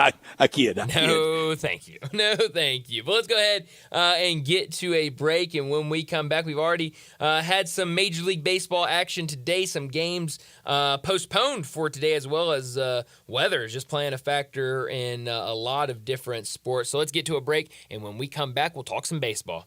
Broadcasting from the Family Leisure Studio, we are Sports 56 and 98.5 FM. Is your home screaming for an upgrade? Listen closely because Choate's Air Conditioning, Heating, and Plumbing is about to make your day. First up, say goodbye to cold showers and hello to endless hot water with our tankless water heater upgrade. Not only does it save space and energy, but it also keeps the hot water flowing exactly when you need it. And here's the kicker. Switch from your old tank to a sleek, efficient tankless water heater now, and Choates will hand you a $500 credit. Yep, you heard that right. $500 back in your pocket. But wait, there's more. Clogged drains are a hassle no homeowner wants to deal with. With Choate's special offer, get your drains cleared for just $93 or it's absolutely free. That's our guarantee to make it drain or you don't pay a dime. So why wait? Call Choates today at 347-8086 or visit us online at choateshvac.com. And remember, Choates, let our family serve your family. Welcome to the Rendezvous. This is John Vergas. When my dad started the Rendezvous in 1948, I don't think anyone could have imagined we'd still be serving shoulder, cheese plates, and our world-famous dry rub ribs 75 years later. But we are still here in the basement, in an alley in downtown Memphis. We sincerely thank you for making the Rendezvous what it is today. Charlie Vergas Rendezvous. A legendary experience for over 75 years, whether you dine in, pick up, or ship across the country.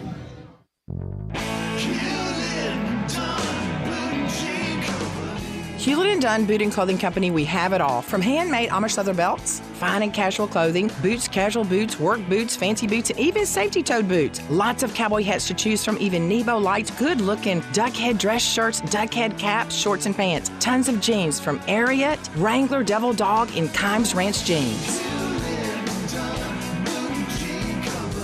At Hewlett & Dunn, we have a great selection of Old South t-shirts and caps. Fine clothing from dress to casual to Sunday best. Enjoy choosing from UFO's orthopedic-approved shoes. Hewlett & Dunn Boot and Clothing Company. Boots of every size, every color, every skin. Great quality Western, work, and safety toe boots. Hewlett & Dunn Boots and Clothing Company. 111 North Center Street, Collierville. Hewlett & Dunn. Hewlett & Dunn, serving you and your family since 1961. Fill your spring with brilliant style at Sissy's Log Cabin. From the latest designer trends to one-of-a-kind pieces to exquisite diamonds, you'll find the jewelry you need for a stylish spring while enjoying the Sissy's promise of unmatched quality, service, and selection. Experience Sissy's for yourself when you stop by any of our 6 locations or shop online at sissyslogcabin.com. Create the style of your dreams only at Sissy's Log Cabin, because life's too short for ordinary jewelry. Jenkins Floors and More invites you to their retail warehouse where they pass wholesale savings on to you. Jenkins Floors in Hernando, Little Rock, and Cleveland, Mississippi specializes in flooring and carpeting, tile, plantation shutters, and blinds. Jenkins makes your life easy with a 2-week turnaround. Contractors, builders, or family projects, call 662-469-9350 for a free estimate. Owners Timmy and Rebecca Jenkins say hello to Sports 56 fans and look forward to your business. Join us celebrating 26 years of Napa Cafe. Hi, I'm Glenda Hastings, owner of Napa Cafe, and I'm inviting you over for dinner. Treat yourself tonight with a delightful dinner of scrumptious combinations, fresh salads, homemade soups, or maybe start with an appetizer, like our baked Dungeness crab dip with manchego cheese, lemon, garlic, and French baguette toast. Drift into one of our fresh seafood dishes, like the caramelized sea scallops with curry beurre blanc, black forbidden rice, and Thai mango salad. Or our ancho honey glazed salmon with creamy black bean puree, avocado pico de gallo, and jalapeno crema. Maybe you're looking for something cozy and comforting, like our Duroc pork chop with apple brandy demi-glaze and blue cheese bacon mashed potatoes. We have something for everyone. Napa Cafe, open Wednesday through Saturday for dinner starting at 5 o'clock. For reservations, visit our website at napacafe.com. Come join us as we celebrate 26 years of Napa Cafe. I'd sure love to see you. Sports 56 traffic. Good afternoon. Here's what we see. Heavy traffic over here on 240 East up by Poplar. It's really busy now in the construction. Northbound on 55 between McLemore and South Parkway. 55 South coming across the bridge over from West Memphis. That's been a little bit slow on and off this afternoon, and it's slow now. Hey, Weimer's Jewelry, 7525 Highway 64 is your full-service family-owned jewelry store right here in Memphis. I'm Commander Chuck with your on-time traffic. Now back to Sports Time on Sports 56 and 98.5 FM. Here once again are Brett Norsworthy and Bryant Dacus.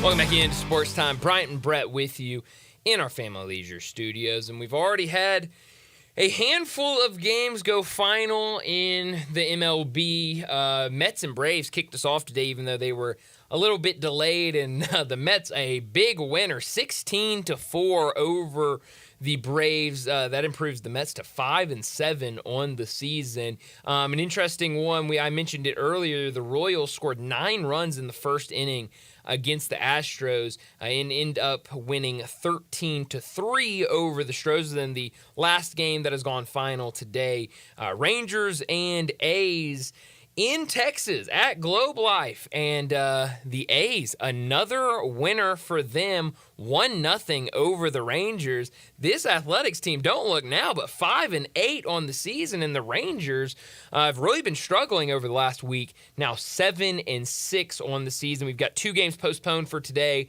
Twins and Tigers will be made up on Saturday, and then Brewers and Reds will be made up on August 30th. So only 2 more games left today, as this is a major travel day for most teams. I think I lost Brett. That's okay. We can keep talking. But that Royals game, this Royals team is fun. Man, they are fun to watch, Brian. Man, you know one thing I love about baseball right now, man? I love seeing the high scores, man. Speak for yourself. You don't like it, Dakis? No, I love it, man. I don't want to see a 13-3 game or a 16-4 game by any means. I love seeing them bombs, man. Good for you. Good for you. Air it out, man. I love it. Yeah, I guess so. But I kind of like the pitching duels. I like the pitching duels. Games. I love the pitching duels. But hey, I guess scoring is fun as well. I think Brett, we got you now. Yeah, we got him back. Yeah. The A's, J.P. Sears carried a no-hitter into the 7th inning of that game. Yeah. And with 3 relievers, they won on a 1-hitter, 1-zip. And they are playing inspired after clock ran out in Oakland. Well, hey, maybe that's all that needed to happen. Maybe them, we're moving to Sacramento and, we'll play there for a couple of years. Maybe that's all they needed before, playing, I guess, better baseball, because they certainly did not play like this last season. It took them forever. I mean, we were talking about a historically bad team, and maybe having the record for the most losses in a season, and so this team looks much better at 5-8 to start the season. They've got some young players, I guess, but it's certainly not what it has. Not what it is. Not. I mean, they're certainly still a bad team. I don't think anybody can disagree with that. But hey, Rangers, I am worried about. They win the World Series last year, and they come out here now and they're 7-6. They're about to be 500, and this is a team that you don't see a ton of changes from their lineup from last year's team, from that World Series team. It's mostly the same, and this year it felt like they were going to come back, and I don't think anybody thought they would go and repeat or be the dominant team in Major League Baseball, but you certainly thought that they would play good baseball, and they've really struggled over this last week. I mentioned it. I've talked a lot about it with Johnny Radio, because Johnny Radio loves he loves it. He loves betting it, baseball. He loves it. I told him very, very strong. They're on my no bet list. I will not. Really, bet you don't bet on them? Not right now. That's how you got to go about it, Johnny. Oh my! Okay, this is interesting. And we can talk to. I'm going to bring this up tomorrow when we talk to Alan Bell, because I think you start betting baseball, you kind of start figuring teams out, and then you've got to we'll bet these teams. We're going to bet these teams. That's what Alan always says. Is you be real careful. Well, yes, but be real careful. But what Alan always says about baseball is you kind of start out, you get a couple of teams that you like, and you kind of ride those teams, and then you figure out teams that you do not like betting on, that they are not, you can't trust them. They go in the no-bet list. Rangers, they're on the no-bet list right now. Can't trust them. Note taken. How do they get off of it? Well, that's a good question. That's a great question. I mean, Brett. because you look at their 6 in a row helps. Well, that certainly helps, but I mean, they've really been playing. You They've look been balling at this right roster or this lineup, and it's pretty much a lot of the same guys from last year's group, and so you think that eventually they'll turn this around and kind of get it working. Now, what has helped them right now, and what will help them whenever they do turn this around, is the fact that the Astros have struggled. Now, the Astros did beat them in the series over the week. I guess split them in the series. It was a 4-game series. The Mariners have really struggled, and the Astros have struggled. So that's going to help them. This AL West that was so strong last year, and we were talking down the stretch in the last couple of days of, oh, man, one of these teams is going to be eliminated from the playoffs. That's terrible, because all 3 of these teams have been so good. It has not been as strong, and that definitely helps the Rangers right now. It does, but sometimes you don't have the same dynamic as last year, and it takes a while to get there. Yeah, no, that's a good absolutely. point, Brett. That's a real good point. And so it's still early, but I think, they now have to immediately turn around. They haven't had an off day since last Thursday. They've got immediately, I guess now that this game's over, head down to Houston to take on the Astros in a 3-game series, and then hit the road for the Tigers, and then on the road against the Braves. So it's not easy over these next week and a half or so. 2 games postponed today, 2 routes, one 16-4 and one 13-3. If you have the Royals in the 13-run pool, you win. Yeah, you sure do. I mean, this Royals team, 9-4 right now in the season. We know they're young, and Witt has been a fun story and got that big contract in the offseason. But they're a really fun team to watch. I've watched them the past couple of days, and they're really entertaining. But then, just mentioned it, look up, and the Astros are now sitting at 4-10. They've got a lot of injuries to some pitchers, so pitching has not really been there. But man, they need to turn around quicker. I would have never thought that the Oakland Athletics would have a better record than the Houston Astros. That's just mind blowing to me. We know the 13-run pool. Does anybody have a 16-run pool? Well, that's risky. I mean, you talk about a 16-run pool. That is, you're playing with fire. You'd never there. win, would you? No, never. But I guess today you'd win if you had the Mets. 16 runs on the Braves. That was a surprise. All right, and here's one on the rainouts. Brewers at Reds. Brewers have a roof. That's a good point, Brett. It's a very good point. Could have been playing there in April. That's true. Could have. We said it the other day, maybe Major League Baseball, in the offseason before they release the schedule, maybe they look back at this and say, oh, man, look at how the start of the season played out this year. Maybe we change it and instead of having the Braves go up to Chicago to, the second week of the season, maybe let's have Chicago go down to Atlanta. And then later in the summer, Braves can return that favor and head up to Chicago when it's, the weather's a little bit better. Cardinals off today. Mm-hmm. Probably needed the day off, I would say, after that game. After a long day, wet game yesterday in Arizona over the weekend, and they have a roof and it retracts, and they're in a desert. Sure. So, I mean, maybe the best of all worlds colliding. And so, and the D-backs, after appearing in the World Series last year, it's been kind of an up and down start to the season. So that should be a fun series. But for Cardinals fans here, it's going to be some late nights this weekend, and start the season out in L.A. and some late nights then. But you're going to be up late if you want to watch these games from start to finish. So I'll be up late. Yeah. I can do it. Well, watch the Cardinals. I don't mind the start. 2 10-win teams right now. No surprise, Dodgers and Yankees. No surprise at all. What the Yankees did in the offseason, getting Juan Soto in, he has played out. Incredibly. He just looks good in the pinstripes. He looks like he belongs. Yeah, he does. In a Yankee uniform, and he's playing really, really well. And then the Dodgers, a really good start for them. Yamamoto, who was the, big signing for them over the offseason outside of course, Ohtani.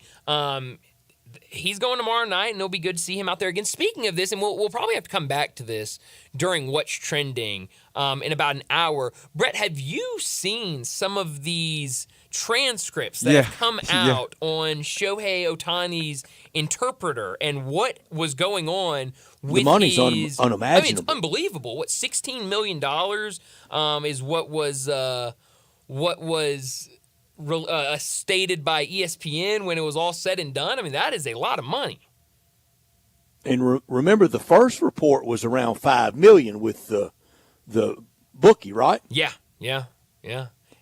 And now, some of the stories that are coming out of him continuously going back to his bookie saying, give me a little bit more. I promise you I can pay it back. Give me a little more. Then I guess he stopped returning calls to them. And at one point, he received a text message from somebody that said, basically, I'm watching Shohei walk his dog right now, and if you don't respond to me right now, I am going to go up to him and ask him how I can get in contact with you. So, it was some real stuff. It got real out there.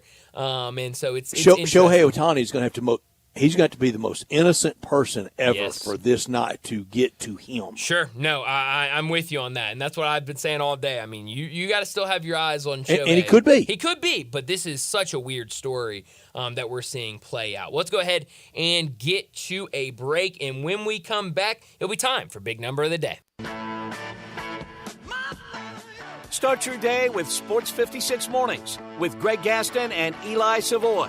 Weekday mornings from 7 to 10, right here on Sports 56 and 98.5 FM. Guns, guns, and more guns. Over 700 firearms in stock. Home defense guns, old guns, new guns, used guns, big guns, little guns. Every gun you can think of, Classic Arms has them. All brands like Glock, Sig, Colt, Ruger, Smith & Wesson, Browning, Beretta, Benelli, Remington, Winchester, and more. Guaranteed lowest prices in town. Only gun importer in the Mid-South. Free gun inspections and appraisals and free bore sighting for the upcoming deer season. Shop online at ClassicArmsOfMemphis.com or visit Classic Arms at 1740 Germantown Parkway behind Corky's Barbecue in Cordova.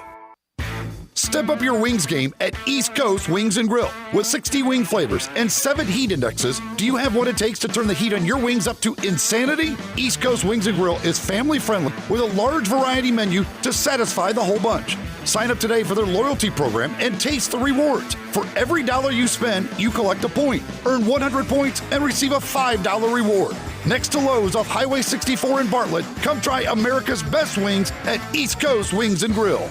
Wesley Financial Group is not a law firm. This story is called The Ugly Truth About Timeshare. If you think you've done your family a favor by buying a timeshare, you need my help. Hello, I'm Chuck McDowell, founder of Wesley Financial Group. 10 years ago, I started helping folks cancel their timeshare. And in the process, started what's now called the timeshare cancellation industry. The ugly truth is when you buy a timeshare, you can't tell me how much it's going to cost or when it's going to end. I recently helped a couple that had their maintenance fees go from $800 to $3,200 a year. They also received a $4,000 assessment for a hurricane that was over 1,000 miles away. Sound crazy?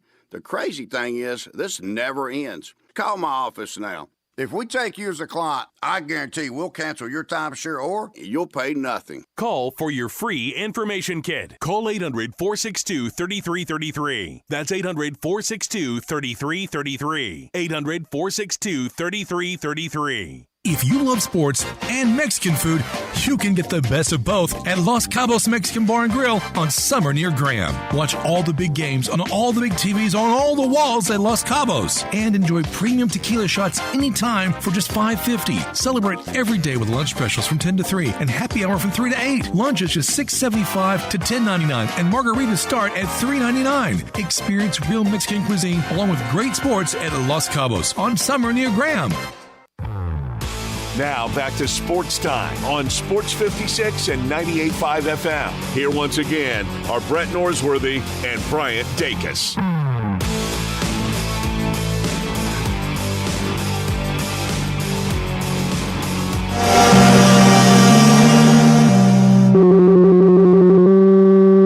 Big Daddy. Hello, Big Brown. It's a guy, he wants to be big, then he gets big, he doesn't want to be big anymore, then he gets small, but the suit's too big. Big Daddy. The big boy. You're a big guy. I think she's trying to pull a fast one on Big Daddy. The big number of the day. Well, there's a couple of different ways I could go with my big number today. Plenty of numbers out there, but I think I will start with Major League Baseball and go to that really weird game. I don't think many people saw this result coming, but the Royals earlier today, a 13-3 win over the Houston Astros. And so my big number today is 11. That's how many hits Hunter Brown allowed in the first inning. He was a starting pitcher for Houston today. 11 hits that turned into 9 earned runs. He also gave up a walk and a home run included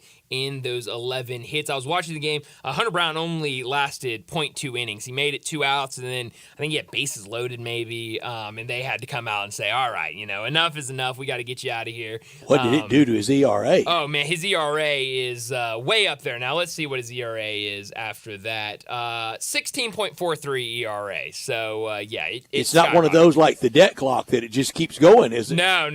I thought it was going to be like that, but he must have been able to get out there in his first 2 days and get it kind of low before something like that. But I did see 11 hits for the Royals, ties the most runs in the first inning for them. I don't know. It didn't say on their broadcast when that first time was, but just incredible to go out there and have a start like that for a Royals team that I think right now, I know this is a Royals team that not long ago won a World Series, but I think with what they have been these past couple years, I don't think people would, I think it would surprise a lot of people when they see 9 runs in the first inning, 13 runs in a win. It was just a really good performance for them.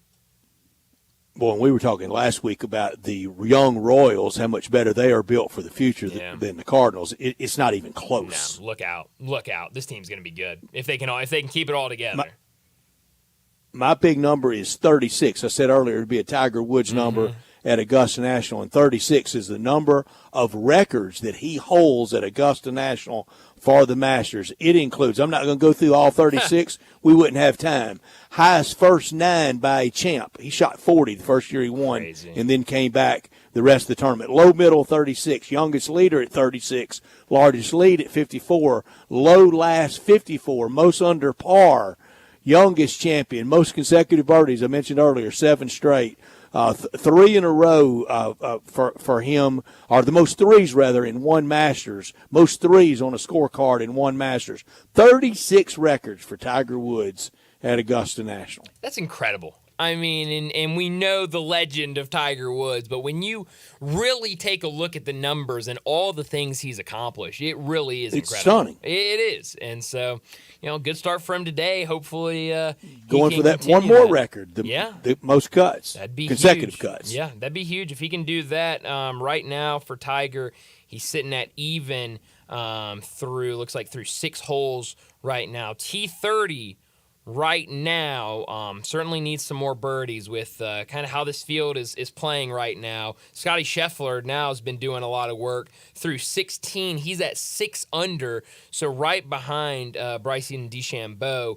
It'd be something if we had 2 guys on day 1 of the Masters go 7 under or better. That would really shock me. And it feels like Scotty Scheffler could equal that, maybe even better. That he's through what hole 16, on your app? 16. Through 16. So 2 left. He might can equal. I don't know if he can better. Your guy, Matt Fitzpatrick, just bogeyed 17. Oh, Fitzy, what are we doing? So what? That takes him to 2 under. He was at 4 under. Ugh. My guy, Cam Smith, double bogey on the par 3 12th. Oh no! So he's at even right now. Brooks Koepka making no noise. Adam Hadwin, your shock pick, +3 through 10. Oh my goodness! What Come happened on, for Canada. to Hadwin? Oh, he just double bogeyed. That's what's gotten him up to 3 over. That'll do it. Good Lord, 3. Oh, man, he's gotten 2 bogeys in his last, 5 holes, and then a double bogey. So, yeah, it's been rough going for Adam Hadwin.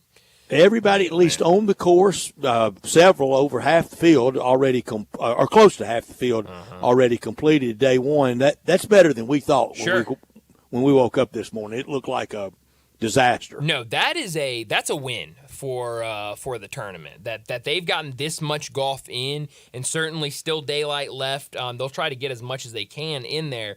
But certainly, I mean, when we were talking yesterday, Brett, we thought maybe around noon, maybe around 1 o'clock, you can really get out there and go. But really delayed start. I was really, really happy when I think it was about 9:30 or 10, I kind of checked in to see, hey, what are we doing? What's the weather look like? And the rain had gotten out of there, and I was like, all right, we're going to be able to get out there a lot earlier than we had anticipated.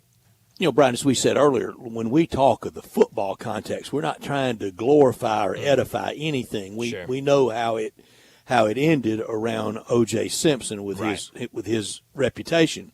But one of the things that really is still shocking, in his NFL career, played in 1 NFL postseason game, 1 playoff game. Is that right? Lost 32-14 to Mean Joe Green and the Steelers. Wow. That was it. That's incredible. He wasn't on many good teams. Right.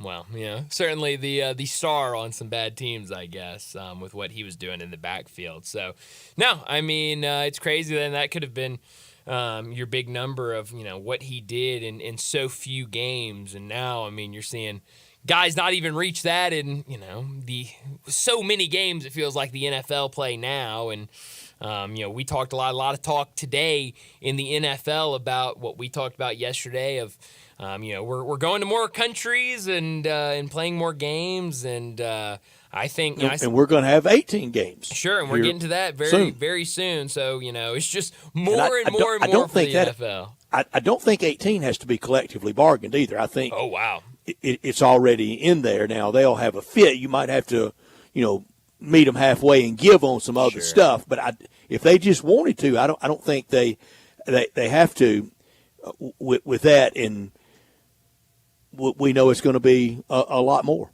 Yeah, no, absolutely. So get ready, 18 games. It feels like eventually we'll get games every single day, in some of these weeks. And then, pretty much I feel like they're going to get to every continent and most countries, it feels like. OJ was USC's second Heisman Trophy winner. Mike Garrett won it in 1965. He was first, and they helped establish it as tailback U. But their last couple Heisman Trophy winners, or a couple of them, have been quarterbacks. Reggie Bush was a running back. And the oldest living Heisman Trophy winner goes back now to 1962. Terry Baker won it in 1962 at Oregon State. And he's in Liberty Bowl history with the longest won't be broken, 99-yard rush. Yep. And he also, around the Final Four, the only player to ever win a Heisman Trophy and play in a Final Four was Terry Baker for Oregon State. The 63 winner, Roger Staubach, still around, one of the grand figures in the history of the Heisman, but now 3 gone from the 10 winners of the 60s. Wow, hard to believe. You mentioned earlier about USC not posting anything, at least on their Twitter pages. I just didn't see it. I don't know if they did or didn't. I just looked. I looked at the start of our show, and I just looked again. They didn't post nothing on the Instagram either. No, nothing on their football account on Twitter or the just athletics account. But did the Bills? Good question. I don't know. I was gonna say, you mentioned the Heisman Trophy. The Heisman Trophy Twitter did post earlier today. They did, and you should see the responses. Well, yes, the replies are certainly something. Bills have not posted anything. They got crushed. Sure did. For it. Yes, they did, and they also got crushed for it because they had deemed OJ persona non grata. Portrait down in the portrait room at the downtown athletic club. So either you are persona non grata or you're not. Yeah, I mean, that's a great point. That's a great point. You're either all in or you're all out. I mean, if we're not going to speak of him in life, why did they in his passing? That's a good point. Wow, interesting. Did the Pro Football Hall of Fame? I didn't check their site. We'll do this during the break. We'll do that. We all will. We'll do that during the break. But it does seem like Heisman Trophy account the only ones who have posted anything about the passing of O.J. Simpson. We need to get to a break, but before we do that, the weekend is almost here, and I know you're looking for a night out, so let me point you into the direction of 117 Prime. Located at 117 Union Avenue, opening 4 p.m. daily, 117 Prime offers perfect steaks cooked to your liking over hickory wood for the best flavor in town. Their meat, it's regionally sourced for the best flavor, so you don't have to worry about it traveling cross-country like at some of these other steakhouses. Pair your wine with one of their beautiful wines of the month, or switch it up with their great wine menu. Not a fan of beef? No problem. 117 Prime also offers outstanding seafood. Also, get down there right now to enjoy happy hour from 4 to 6 for the best happy hour that downtown Memphis has to offer. To make reservations, head over to 117prime.com. Give them a call, 901-433-9851. Let's get to a break. When we come back, we're talking to Greg Gaston. The founders of Bell Tavern, Memphis' perfect neighborhood bar, like to say that Bell Tavern was created to be an adult bar. Obviously, you have to be an adult to drink at any bar, but at Bell Tavern, you are expected to act like one. You can always go to a bar at a chain restaurant to find people that feel compelled to shout when they've had a couple of cocktails and people that want to get wound up about something. Or you could tuck into Bell Tavern in historic Barbaro Alley in downtown Memphis and enjoy great drinks, great food, and great conversation. You know, like grown-ups. Is your home screaming for an upgrade? Listen closely because Choate's Air Conditioning, Heating, and Plumbing is about to make your day. First up, say goodbye to cold showers and hello to endless hot water with our tankless water heater upgrade. Not only does it save space and energy, but it also keeps the hot water flowing exactly when you need it. And here's the kicker. Switch from your old tank to a sleek, efficient tankless water heater now, and Choates will hand you a $500 credit. Yep, you heard that right. $500 back in your pocket. But wait, there's more. Clogged drains are a hassle no homeowner wants to deal with. With Choate's special offer, get your drains cleared for just $93 or it's absolutely free. That's our guarantee to make it drain or you don't pay a dime. So why wait? Call Choates today at 347-8086 or visit us online at choateshvac.com. And remember, Choates, let our family serve your family. With Spring Black Friday savings at the Home Depot, you can get up to $2,300 off select kitchen packages from top brands like GE Profile. That means you can save on a new GE Profile Smart Quad Door Refrigerator that's full of convenient features like a dual dispense autofill pitcher and an ice dispenser with up to 12.5 pounds capacity. Bring convenience to your kitchen with smart, innovative appliances from GE Profile. Right now, save up to $2,300 on select kitchen packages with Spring Black Friday savings at the Home Depot. How doers get more done. Chris Price, it's so good to see you. And you have a new business? Yes, Dave. MetroBuildersMemphis.com. Have you noticed water stains on your ceiling? With storm season here, take a walk around your home or business and look up. Make sure there are no water stains signaling a leak prior to the heavy storms coming in. If you do see signs of water, call me. My team and I will come out, diagnose the problem, and prescribe a fix. Our team of Hague-certified inspectors are waiting to assist with any inspection or repairs you may need. We have 3 crews dedicated to repairing roofs in the Mid-South. As certified Owens Corning and Mule High dealers, we offer 20-year, no dollar limit labor and material warranties that offer hassle-free ownership. That's our hassle-free ownership guarantee. Allow Metro Builders team of professionals to assist you in maintaining your property's integrity and value. MetroBuildersMemphis.com. Your local commercial roof experts. Ask about our commercial roof maintenance agreements. Protect your investment with MetroBuildersMemphis.com. Call me, 901-375-1717. That's 901-375-1717. 375-1717. This Sports 56 traffic report is brought to you by Luttrell Building. They keep you moving. Sports 56 traffic. Good afternoon. Finishing up the paperwork on an earlier collision on 240 West at Poplar. It was already slow on 240 East over here, just like it has been the last few weeks. Rush hour traffic now in full effect on 240 East from Mill Branch out to 385. 40 East also starting to crank up with more volume as you come past Sycamore View Road on 40 West on out past Germantown Parkway, continuing into Fayette County. 24/7 reliable crane and rigging services here in Memphis. Tomahawk Crane and Rigging. I'm Commander Chuck with your on-time traffic. We are Sports 56, WHBQ Memphis, and W253DF Memphis. Flynn Broadcasting Stations. Oh, yeah. From the Tigers sideline, it's Tigers Talk with Memphis broadcasting legend Greg Gaston. Hear Greg weekday mornings on Sports 56 Mornings, along with Eli Savoy from 7 to 10, right here on Sports 56 and 98.5 FM. On Twitter X at Greg_Gaston. Here's Greg with Bryant and Brett.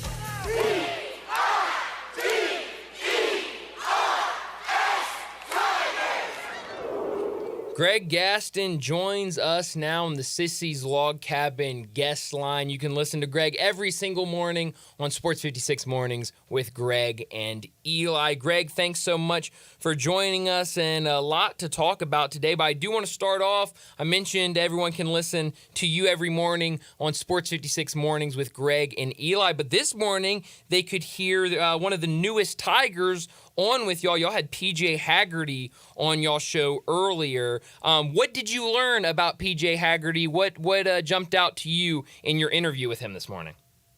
Well, good afternoon, guys. Always great to be with you. It was nice to have him on, getting to learn a little bit more about him, and I learned a lot of things about him. First of all, the excitement of him playing in Memphis. I talked to him about the team this past year when there was the talk of some of the guys not embracing the city. Even Penny had brought that up, and that was one of the issues that people thought that maybe they weren't dialed in when they were one-and-done guys. that they didn't really care about, the history and things of that nature. So I asked him about that, and I said, who knows? You maybe you'll be here multiple years. Obviously, he has the eligibility.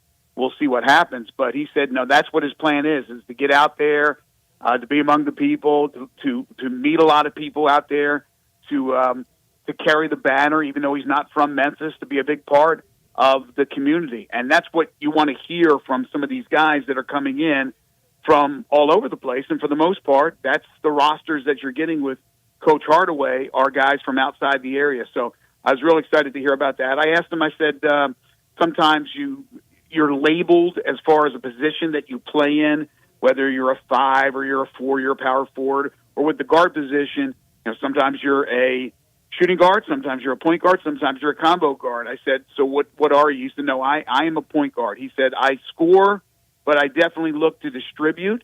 He thought that his three-point shooting will improve. He didn't take that many three-point attempts, but he said it was because he deferred a lot. He also talked about getting to the free throw line as much as he did. He got to the free throw line about 10 times a game, which is crazy good. So he was real excited about that. He talked about improving in every area of his game. He also talked about defense, that he knows that's a priority for Coach Hardaway. So that's something that he is definitely sold on. He feels he's a good defensive player that's only going to get better. And then, of course, there was the talk about having a coach like Penny Hardaway with his experience, having been in the NBA, having played at the top level, to help him mature as a player, mature as a young man, and to one day get that opportunity to play in the NBA. That is the selling point to every single player out there when you're Coach Hardaway, and he's not alone as far as coaches around the country that have that type of experience that are selling those players that they can help them get to that next level.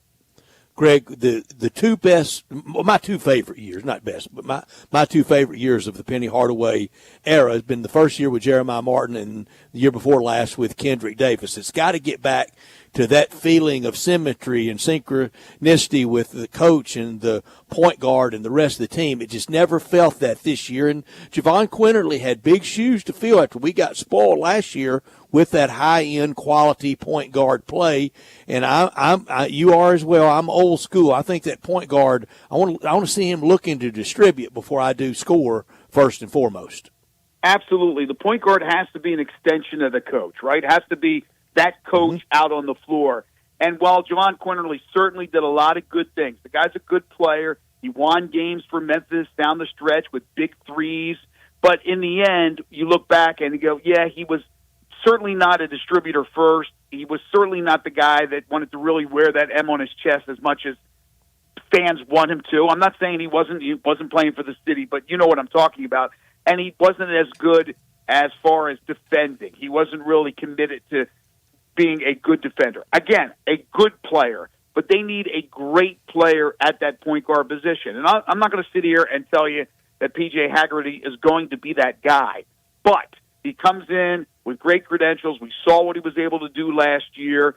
He was the unanimous American Conference Freshman of the Year. He has some time to grow with the school, with the program, if that's what he elects to do, and he has all the tools to be a really good player. So I think it's a good move. I think it's certainly a calculated move. I don't think Penny was just out there trying to get anybody who was in the portal. I mean, obviously there's over 2,000 players, but it seemed like last year they were trying to be in on 2,000 players. Not the case this year. And so, yeah, I agree with you, Brett. Hopefully that's the case with Haggerty. He's an extension of the head coach and does things that, are in line with what the coaching staff wants them to do out there, but certainly distribute and score when he has to, but make sure that everybody is getting a taste. Everybody is getting their opportunities, because you can't be a one-man show out there. Potential for 3 years for Haggerty. We knew that Kendrick Davis and Javon Quinterly was just going to be 1 year. As we get a bigger sample size, a bigger body of work from navigating these NIL waters that are very choppy and it's not a lot of consistency in it, it's going to be fun to see really what pans out the most. The guy that you get in and you have for more than one season, or just that plug-and-play one-year guy hitting hope and it all turns out either real good or real bad. It was real good 2 years ago and not very good this year. That's right. And it was very interesting because another thing he said, Eli asked him about NIL and how important that was. And he said, listen, it's certainly something we think about, but it wasn't that pivotal. What was more important is this is a coach that can help me develop and get to the next level. He was more sold on Penny than he was getting some astronomical amount of money. He said he was courted by a lot of schools. There were 20, 25 schools, legit schools and programs. That was Kendrick that were as well, and I believe it. Absolutely. But, yes, I think here's the other thing, too. There's no guarantees that an incoming freshman is going to stay more than 1 year, or a transfer that has multiple years of eligibility remaining, that they're going to stay more than 1 year. We know when it's the one-and-doners, they're coming in for the 1 year, and that's it. And that's a problem in of itself because, again, that whole connection to the city, are you able to gain that while you're here for a short time? But as far as, again, players coming in, yeah, you look at this guy and go, wow, he could have 3 more years, 3 more years in a Tigers uniform. Well, who knows? Who knows? It might be a one-and-done for this guy. It might be a one-and-done for Harris, the kid coming in, the freshman, the true freshman. You don't know. We saw the players from last year that had eligibility remaining. Everyone, including his son, hit the portal with the exception of Nick Jourdain, who is verbally committed. We'll see what happens with David Jones. But every other player that had eligibility has moved on. So there is no guarantee. When you can lose your son, you can lose anybody. So you got to make the best of it. You got to make the situation good for that player. You got to win. And if you win at a high level, I think it sells that player on that they made the right choice. Obviously, NIL is extremely important. And then we'll see where that player is as far as his future, as far as an NBA player or not. Any player that has that talent, that's graded out to be a first-round selection or a high second-round selection, you pat him on the back and you say thank you for what you did, thank you for your contributions, and you wish them the best of luck because that's really what you want from these guys. That's what they want as well. Now, selfishly, you want them to stay as long as they can. But that's what you hope, and that's what they're hoping for. But there's no rhyme or reason, no guarantees which guys are going to stay for multiple years when they have that eligibility remaining. You mentioned Ashton Hardaway entering the transfer portal, obviously Penny Hardaway's son. That came out Friday afternoon. What did you make of that? You know, it felt like right after the season was done when kind of we all did this thing where we kind of went through the roster and said, okay, these are the guys that have eligibility left. Which one of these guys come back? It seemed like most people said, well, of course, Ashton will probably come back. I mean, at the end of the day, he's Penny Hardaway's son. And then I remember a couple weeks into the offseason, Jason Munns kind of said, well, hold off on that a little bit. There are some things going on. How surprised were you when you saw the notifications and the reports Friday afternoon that Ashton was going to enter the transfer portal? Well, I was one of them that rushed to judgment, just assuming that he would be back. But I heard Jason on your show, on our station, so I knew that there was a real good opportunity, or not good opportunity, but a good possibility that he would be leaving. So when the news came out that he was leaving, I was not shocked because I prepared for it by hearing that report. But when I first heard that report, I was shocked. But then again, when you think about it, you understand he's not from the area. He was not reared here in Memphis. Right. His only connection is that his father is here. He's from Texas, but he prepped out at Sierra Canyon in California. His mom, I've heard, is certainly involved a lot in his basketball and wants him to get his playing time. I'm glad that, there were people that got on Penny's case for playing his sons. Well, it's not like he sat there and played Ashton 35 minutes a game, and in fact, there were a lot of games when he didn't play. So you can't sit there and go, oh, yeah, Penny just played his son all the time. No, that wasn't the case. Penny knew that he was struggling a bit, wasn't consistently shooting the three, and was not playing much defense. He has a lot to learn on that end of the spectrum, and I give Penny credit for that he didn't force-feed that young man. So it's not a surprise that he wants to look for greener pastures, and Penny only wants the best for his children, like any parent would. So when you think about everything now, it's not shocking that this happened. But at first, like I said, I thought it was a given that he'd be coming back. Greg Gaston, our guest, he's with us on the Sissy's Log Cabin guest line, 901-360-8255. And Greg is with us every week. It's brought to you by Jim's Place in Collierville, Stephen Leffler, the Mount Moriah Auto Sales, and Neil's Bar and Grill. And Greg, another big pickup for the Tigers last week, Friday morning, the same day we learned Ashton was entering the portal. Dane Danger commits from Illinois. He spent the last couple of seasons there. 2 years ago, averaged about 20 minutes, played really well for them. Then last year kind of took a lesser role, and it sounds like from all accounts he was all in on the role. It didn't seem like it was a big issue for him. Now, obviously, he did enter the transfer portal, but took a lesser role, played about 10 minutes a game, and did some nice things for Illinois last year. What do you make of this fit for him, and how do you expect Penny Hardaway to use him with Memphis' team next year? Well, first of all, I'm wondering, Brett, how many old school people will give us the old Danger Will Robinson. I'm sure we're going to hear that a few times. For sure. But I like the fact that when you look around the college game, you still see those proverbial prototype old school centers. Look at what happened in the national championship game. Although Clingan can shoot the three and Edey can step out a little bit, they're still back to the basket guys. And I'm not saying that Dane Danger is that quality, but I'm saying that that's a guy who's 6'10", 265, and can take up space and has a mean streak. Yes, he didn't figure into the rotation as much with Illinois this year, but 2 years ago he did. His numbers both years were pretty good. So you need to get that type of player because those are there are going to be games when it's going to be more half-court oriented. As much as Memphis wants to get out there and run transition buckets, there are times you're going to have to make some adjustments in your half-court offense and dump it down to your big guy who's going to come out and screen. You're going to do some pick and rolls. So there are options to do now with that guy, Dane Danger, and I'm sure he's going to go out and get another big, if not two more bigs. Now, there's other positions he certainly has to fill. In fact, he has a lot of positions he has to fill. But I like the young man. I am not going to sit here and tell you I know so much about this guy, and he's going to be a hit with the fans. He's going to be a great player. I just know that he got an opportunity 2 years ago. He looked pretty good, put up decent numbers. They went in a different direction. But there are going to be times, like I said, when you're going to be playing that half court and you're going to want to get it inside to a guy who has that kind of size, and Dane Danger fits the bill.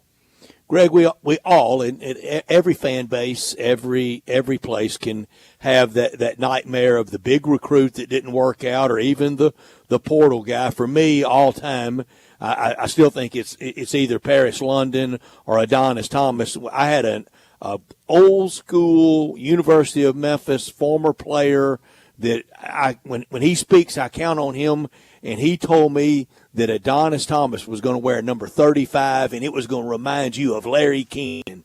Well, he wore 35. It did not remind me of Larry Keenan. So it's different in the portal, and you're right about Dane Danger. We're a little burned, and we're burned from Jordan Brown from last year, aren't we?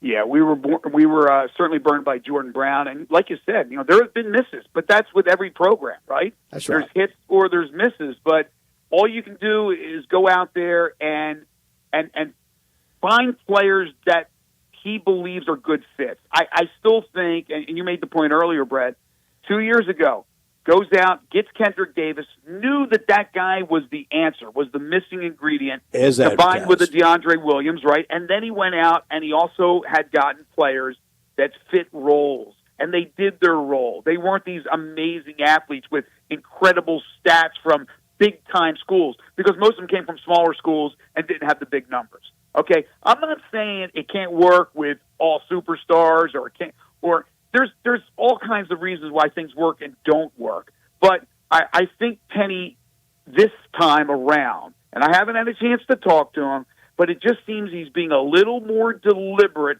a little more selective on the players he's bringing in to fit roles that he needs fit. He has to find a three-point shooter. He has to go out there and get a little more help with the bigs. He has to get another really good ball handler.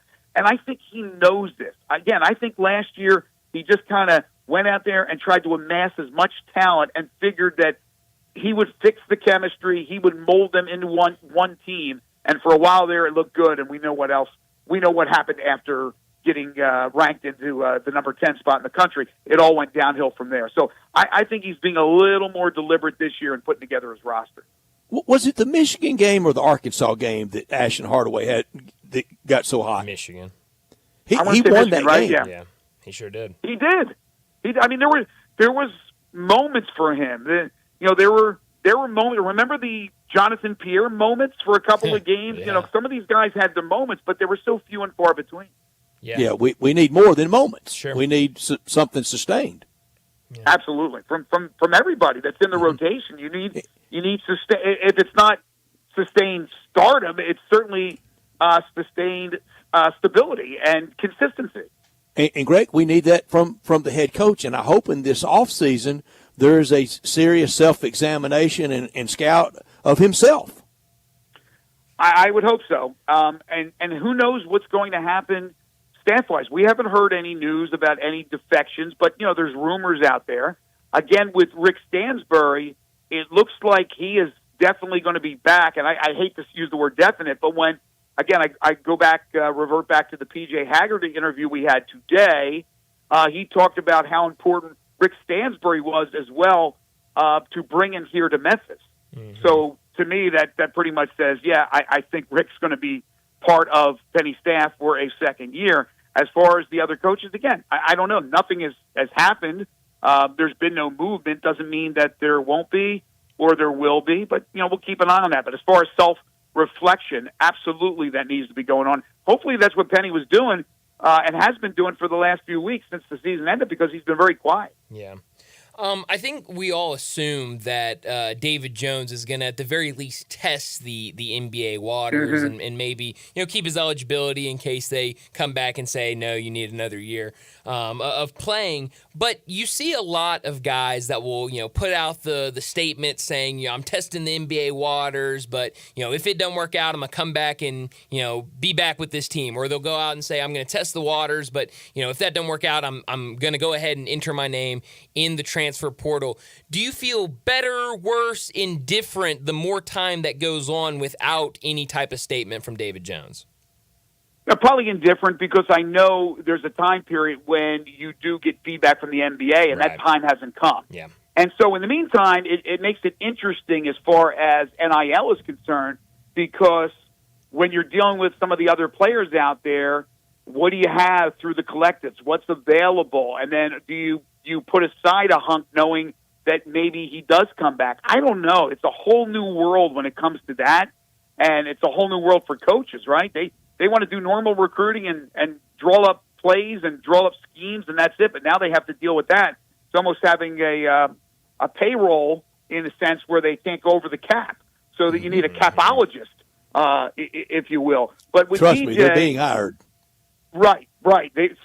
Certainly some that can afford that type of coach on their coaching staff. I think there's more than probably what people believe. But you're right, Brett. There's no question about it. You need that person. I mean, the University of Memphis football team has basically brought in a guy that just deals with that kind of personnel, portal. Mm-hmm.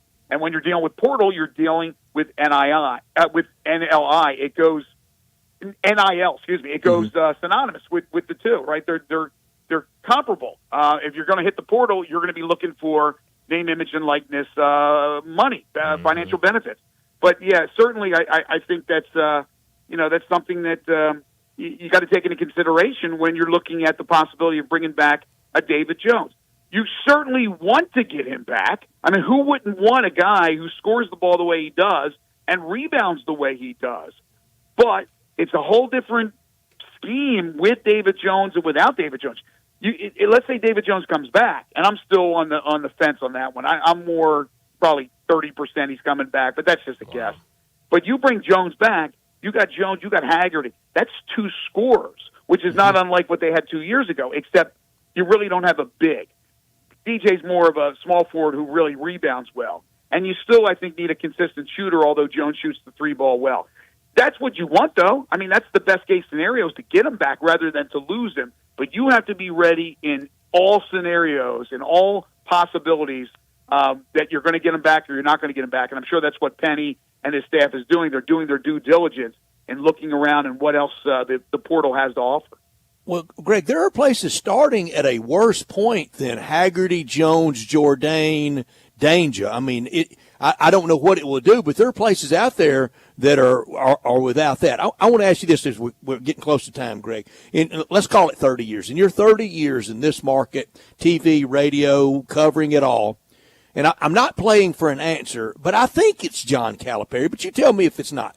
In talk time, reporting time, coverage time, who has been the sportsman of that 30 years, the sports figure like we do at the end of the year, the sports person of the year, Sports Illustrated, sportsman of the year, our woman? Who has been the person that has grabbed locally the most talk, attention, time? Has it been John Calipari? Well, yeah. I mean, right now I would say yes, but in about 10 years, ask me the question because it'll probably end up being John Morant. But certainly what Ja has done, right? Greg, Ja over the last... You killed that answer. Oh, man. I mean, come on. I mean, Ja has taken over. But, yeah, I mean, John, for that decade, basically, 9 years, whatever it was all about John Calipari. And I had a front row to it because I was on the trips with his team. I was with the coaches' shows. I was with John an awful lot. So, there's stories I can tell and stories I can't tell. But, yeah, I know you got to wrap it up, but you just mentioned there are teams that are worse off roster-wise. Well, just look at John. He's walked into that Arkansas situation and says he doesn't have a team. Yeah, crazy. He will in a week. Player. Sure will. He will in about a week, right? Absolutely. Yeah, got plenty of money to buy a team, so I'm sure that won't be too long. But Greg, as always, thanks so much for joining us, and we'll do it again next week. Sounds great, guys. Take care. Thanks, Greg. Thank you, Greg. Thanks so much. Greg Gaston joining us every single week to talk Tigers. And a lot of talk this week, obviously, about the basketball team and what this offseason has been. But next week, we'll have to talk some Tiger football as we'll be a couple days away from the spring game. So we'll definitely be talking a lot of Tiger football a week from now. But let's go ahead and get to a break. And when we come back, we'll talk about what's trending. Be sure to follow us at Sports56 WHBQ on Twitter, Facebook, Instagram, and YouTube to watch live video of our shows, stay up to date with station events, and have chances to win prizes. Don't miss out on anything that's going on. Follow us at Sports56 WHBQ. Everyone's getting excited about March Crazy. Don't you mean madness? No, crazy. You know, the Crazy Coupe. The Crazy what? The Crazy Coupe. $71.99 Highway 64 between Appling and Kirby Whitten. Not only do they have the best chicken wings in Memphis, they've got 32 crazy flavors to choose from. I like to eat. The Coupe has you covered. 1 juicy Big Burger, 2 crispy chicken tenders, fries or okra, and a drink for $19.99. Want more? How about a Crazy Coupe's Ultimate Family Feast? 4 burgers, 8 crispy chicken tenders, choice of fries or okra, and 4 drinks for less than $70. Now that's a crazy good price. I think the wings are so good at the Crazy Coupe, they'll change the games to March Crazy. That's crazy enough. It just may work. The Crazy Coupe, $71.99 Highway 64 between Appling and Kirby Whitten. Family owned and operated. The Crazy Coupe. You'd be crazy not to visit the Coupe.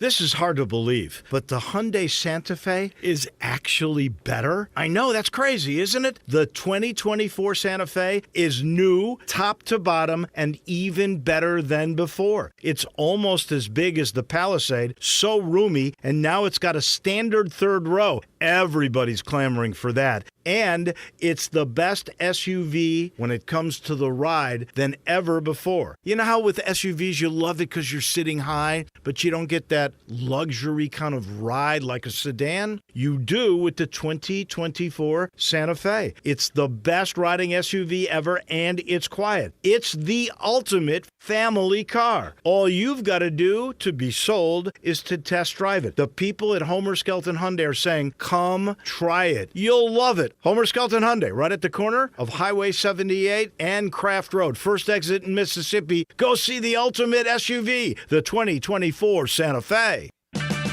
Check engine light on? Take the guesswork out of your check engine light with O'Reilly Veriscan. It's free. Ask for O'Reilly Veriscan today. O'Reilly Auto Parts. Without the ones like you, who work tirelessly to keep things running, everything would suddenly stop. Hospitals, factories, schools, and power plants, they all depend on you. No matter the weather, emergency, or time of day, you're the ones who get it done. At Grainger, we're here for you with professional-grade industrial supplies. Count on real-time product availability and fast delivery. Call, click Grainger.com, or just stop by. Grainger, for the ones who get it done. Admit it. When you start thinking about tastes of Memphis, you think treats, sweets. You think Dinstall's. For 122 years now. What is that, 5 generations? When people wanted something to bring to a party that will just make everybody happy, they bring out Dinstall's. 122 years of cashew crunch, of heavenly hash, of turtlettes, of their award-winning fudge. That's worldwide. It's known that well. Then there's the milk chocolate. It all starts there. There's the double-dip peanuts. And then every fall, those famous chocolate-covered strawberries with that fondant. And they won't tell you what's in the fondant, but it makes it oh so special. And easy to get to. 5 locations. There's where they make the candies in Pleasant View. There's Germantown. There's Collierville. There's even one downtown and in my neck of the woods in Laurelwood. You know what? 122 years made in Memphis and enjoyed by the whole world. Dinstall's. This Sports 56 traffic report is brought to you by Luttrell Building. They keep you moving. Good afternoon. Looked like cars were dodging a piece of debris just a few minutes ago on 40 eastbound over near Covington Pike. It remains heavy over here on 240 east and westbound around Poplar. We did have that crash over here that caused it back up westbound. It was already slow eastbound. Everybody's getting used to that delay now, especially this time of the afternoon over here on 240 east, just trying to get past Poplar, headed up towards Walnut Grove. 24/7 reliable crane and rigging services here in Memphis. It's Tomahawk Crane and Rigging. I'm Commander Chuck with your on-time traffic. Now back to Sports Time on Sports 56 and 98.5 FM. Here once again are Brett Norsworthy and Bryant Dacus.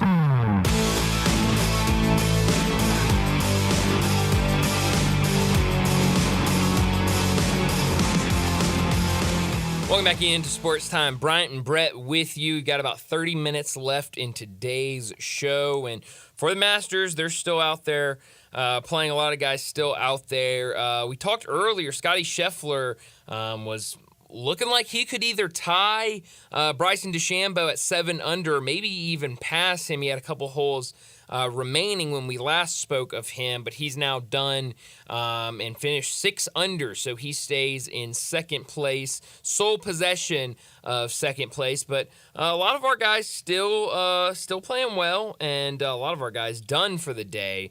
So I would say a really good day one for the Masters. Tiger Woods, he's still 1 under, T15 currently through 8 holes. But Brett, Brooks Koepka needs to start turning around. T43 right now, 1 over. He bogeyed 1 and has not done anything better than a par, has not done anything worse than a par since then. He's through 7. During the break, I had a different word for he hadn't done. Well, I had a different word in there. Well, yeah. Since salvaging bogey on 1. Yes. Golf course is gettable. If you don't do it today, you may you can't win it on Thursday, but you can lose it. Yeah, no, you absolutely can. And I mean, right now, Jordan Spieth, who had a lot of hype coming in, I think he's 3 over right now. Through I think 8 or 9, and so you slip up on a day, you look up and you've got the leader at 7 under. You've got a guy right behind him at 6 under. A lot of guys shooting 4 under, 3 under. It seems like today is a day where it's really gettable, and you want to go out there and try to shoot really low to try to help you pad for the weekend.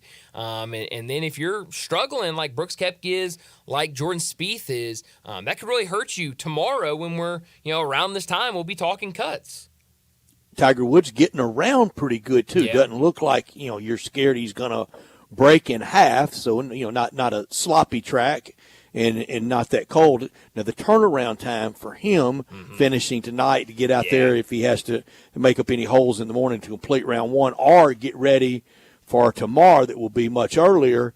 I just wonder – I wonder what that process starts with what time he has to get up and go through, getting stretched out, rubbed down, loose, just to get to the practice area. I wonder what the process is like for him, because it's not just get up and take a hot shower and head to the golf course. No, it is not the same process that a lot of these guys go through. It's, going to be a lot more steps to it. And so, yeah, that is kind of the concern. But you're right. He looks really good right now walking around. You're not watching it going, it looks like it's about to collapse. Exactly. Yeah. He looks good, but you're right, What'd I say? He's through 7 holes right now, 8 holes right now. He's through 8, so doubt, he's not going to get his whole round in today, it doesn't look like. And so, that's going to be an early wake-up call tomorrow to try to get this in and then have to turn around and try to, get another round in. I think tomorrow is really when it could be the make-or-break day for him. 6:33 there. I saw sunset at 7:56 there. Okay. Their time, so he doesn't have much left. No. You got about an hour-ish. But, try to get what you can. I'd like to see a couple more birdies for him. And, maybe if you can go in today, wherever you're at, if you can maybe go in 2 under, 3 under, I think you feel really good if you're Tiger. And they do play at a very deliberate pace, and I don't blame them for that much money and that prestige. Absolutely. They look at every putt like it's repainting the Sistine Chapel. Especially when you're talking about the majors, when it means more, they take a couple. And I saw very early today, John Rahm on one of his first holes. I forgot who it was in his group. Was taking a really long time, and they kind of panned over to Rahm, and Rahm's sitting there kind of looking back and looking forward, kind of looking over his caddy like, what are we doing? Like, let's go. While we're young, let's go. Yeah, and so you see a lot of that from guys on both sides, taking forever, and then other guys that don't like how long people take. And one of the real downsides to that is a lot of weekend players see the pros do it, and then they want to emulate that. No. Get up there. None of us are near good enough for all these looks. Get up there and whomp it. Let's go. No. Nothing you're looking at for the 4 minutes is going to change that shank you're about to get up there and hit. Right. I mean, it's going to be bad regardless. So. You get up there and swing hard. You might hit it. That's right. So you mentioned earlier, Brett, in terms of the Kentucky search, it looks like a lot of reporting being done right now that Kentucky has turned their sights to current BYU head coach the Mark only guy Pope. They'll offer it to. I mean, that's right. He's going to – if he accepts this job – and it's Brett. I mean, this is the perfect one of he takes the job at Kentucky. Had to hire from the family. Exactly. You get up there. We were only going to hire somebody that bleeds that Cats big through blue nation blue, and he was always the right guy. It may work. It may work fabulously. Sure. It really could. But we have to convince ourselves of that. Of course. But, I'll be honest, Mark Pope's a good coach. What he did with BYU this year was really impressive. I didn't think they had a great roster by any means. And he got them playing really well. With that being said, though, I have not been able to forgive him for when he apologized to Texas for the fans, the student section, throwing horns down before the game, and wearing shirts that said horns down. I haven't forgiven him for that yet. So, and I don't know if I can.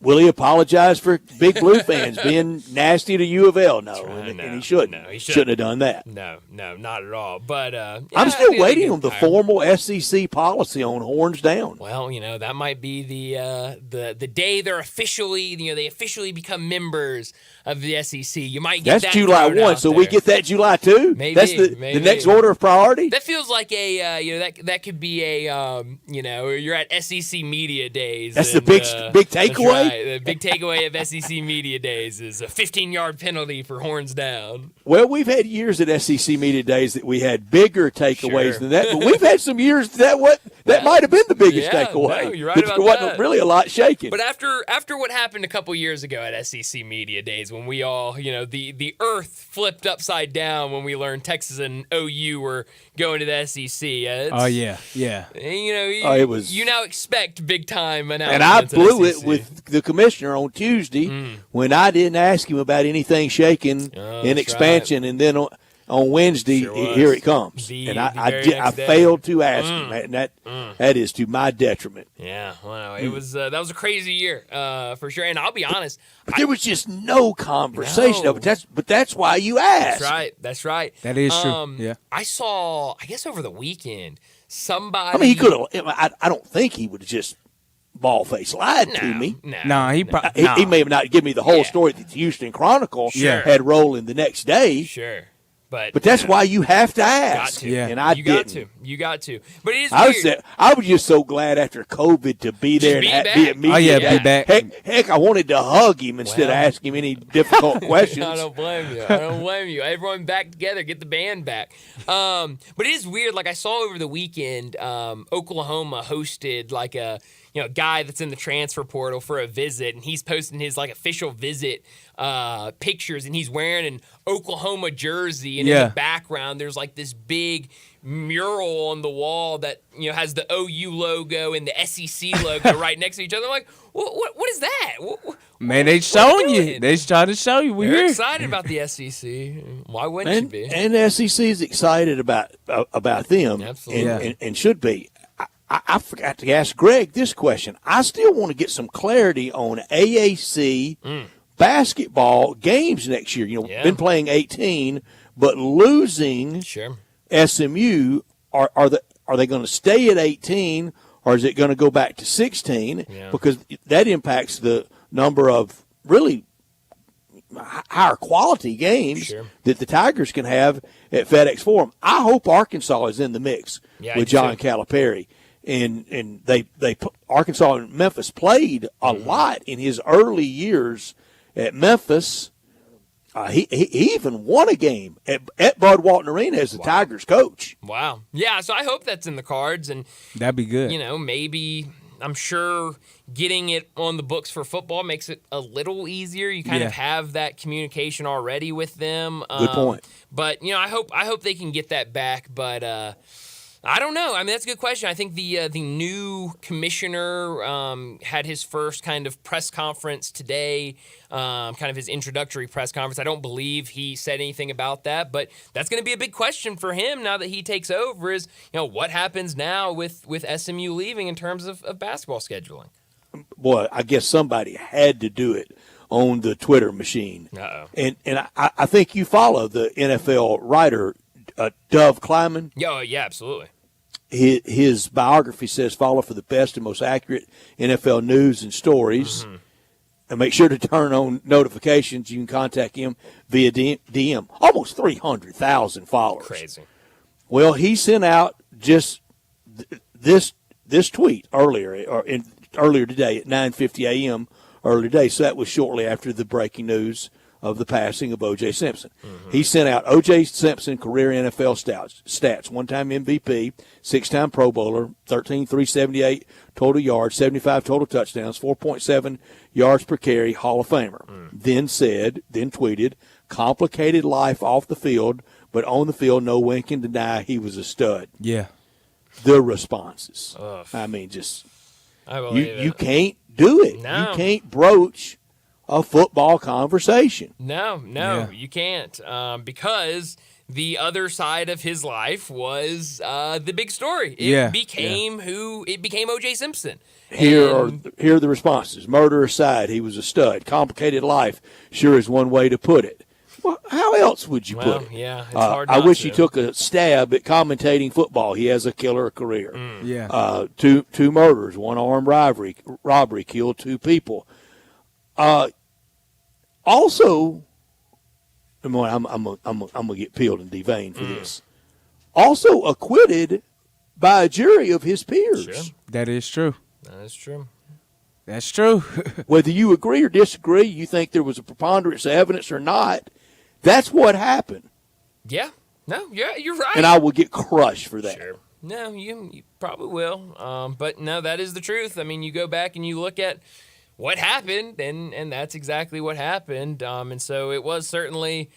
Also, I was seeing a lot of comments saying as well, you should just disable the comment section. You could have posted or just disable the comment section. That's what his family did on his official page when they posted the official kind of statement that he had passed away.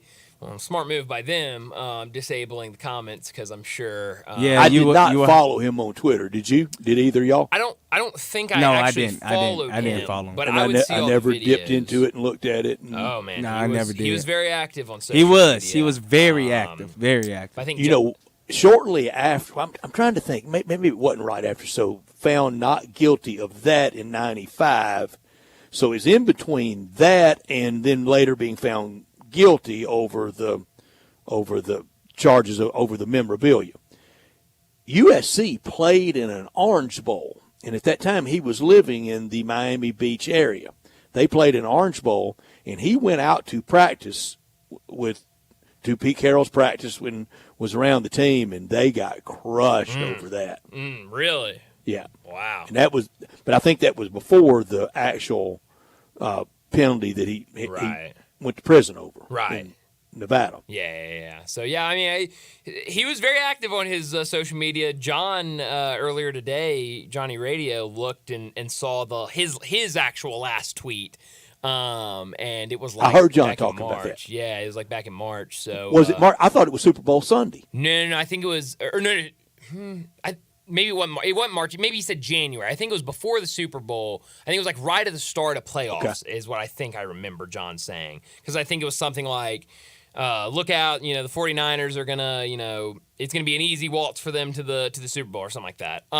So, obviously this cancer had, and that was the last team that he played for. And he was a Bay Area youngster. He played high school in the Bay Area and the first year at junior college in the Bay Area before going to USC, and then the great career with Buffalo, and at the end, kind of homecoming back to the 49ers. I think his last year with the 49ers was Bill Walsh's first year as head coach. Oh, really? Might even had Montana as a rookie. It was Really? It was close, yeah. Wow. I didn't realize all of those crossed over with each other. That's interesting. San Francisco also had a quarterback then from Arkansas that was from Jonesboro. Scott Bull was there then. Interesting. Yeah. Ole Miss had a running back, Paul Hofer, that was on those teams. Interesting. From Memphis. Paul Hofer from Memphis. How about that? Yeah, and Brian, you was correct. It was around Super Bowl. Was it around Super Bowl? Yeah, when he last posted on Twitter. Interesting. So, that was the big news this morning that O.J. Simpson died some point last night. But let's go ahead and get to our final break of the day. When we come back, we'll wrap up today's show with Taco Bell Crunch Time. We are real sports talk. Sports 56 WHBQ. Available on your radio dial at 560 AM and 98.5 FM, as well as around the world online at sports56whbq.com. Take us with you everywhere by downloading the Sports 56 app. And at home, just say, Alexa, play Sports 56. Wherever you are, stay tuned in to Real Sports Talk. Sports 56 and 98.5 FM. You've been having a good time at Mugshots Grill and Bar in Olive Branch. Soon you'll be having a good time at a brand new Mugshots. Mugshots Grill and Bar is opening their first Tennessee location at 656 West Poplar in Collierville, where you can try one of Mugshots' 19 specialty burgers, including the Mugshot Burger. Finish it in 12 minutes and it's free, plus you get a free t-shirt. So cheers to great food, good drinks, and fun company at Mugshots Grill and Bar, where you're always having a good time. If you own a business, you know Luttrell Belting keeps you moving. Luttrell has cost-effective belts, conveyor components, and 24/7 on-site service to keep you operating smoothly. Text are just a phone call away at 800-441-8946 or online at LuttrellBelting.com. Luttrell's Memphis plant stocks belting in nearly every size and finish, and if they don't have it, they'll make it. From ordering to selection, fabrication, and installation, your Luttrell sales rep is there for you. Luttrell Belting keeps you moving. The IRS is the most powerful collection agency on earth. And if you owe back taxes, the news isn't good. The IRS is raising the interest rate it charges on unpaid taxes, and further rate hikes are expected. Most people don't know it, but the IRS adds interest charges on your tax debt daily. So if you owe the IRS today, you will owe even more tomorrow. And it doesn't stop until you get right with the IRS. The good news is, getting right can start with one phone call to Optima Tax Relief, America's #1 tax relief firm. Optima's tax professionals specialize in the Fresh Start Initiative, a powerful IRS program that can save you thousands if you qualify. In fact, the experts at Optima Tax have resolved over $1 billion in tax debt for their clients. Call now for a free consultation. Call 800-480-6932. That's 800-480-6932. 800-480-6932. Optima Tax Relief. Some restrictions apply. For complete details, please visit OptimaTaxRelief.com. I think a lot about golf, and when I think golf, I think Miramichi. Did you know Miramichi Golf Course offers membership? It's a great way to play more golf for less out of pocket. Their memberships run for $300 a month plus tax, and that includes unlimited rounds and range balls, no extra cart fees, priority tee time booking, and discounts in the pro shop. Oh, by the way, there's no initiation fee. Miramichi green fees, they'll allow you to choose the right rate at the right time on the right day for your needs. If morning tee times are more important, you can book up to 14 days ahead of time to reserve your spot. If rate is more important to you, there are discounted evening rates available that you can choose from. You'll find the lowest rates on Tuesday through Thursday afternoons. Sometimes you just need to escape the hustle and bustle of life. Miramichi Golf Course provides just the right place to solve that need. The name Miramichi means place of happy retreat. When you need a quiet, peaceful round of golf, please make your way to Miramichi. Springtime is hot wing time, and time for the ultimate hot wing showdown at the World Championship Hot Wing Contest and Festival. Be there Saturday, April 20th at Memphis River Garden Park on Riverside Drive. See over 60 teams fighting for hot wing supremacy, along with live blues, soul, and rock and roll. All in support of the Ronald McDonald House. It's a sizzling day of fiery flavors, live music, and family fun, and you're invited. It's hot wing time in Memphis. Get your tickets now at worldwingfest.com. This is your delicious chance to make a difference. Now back to Sports Time on Sports 56 and 98.5 FM. Here once again are Brett Norsworthy and Bryant Dacus. This is pretty cool, and we're just getting started, so.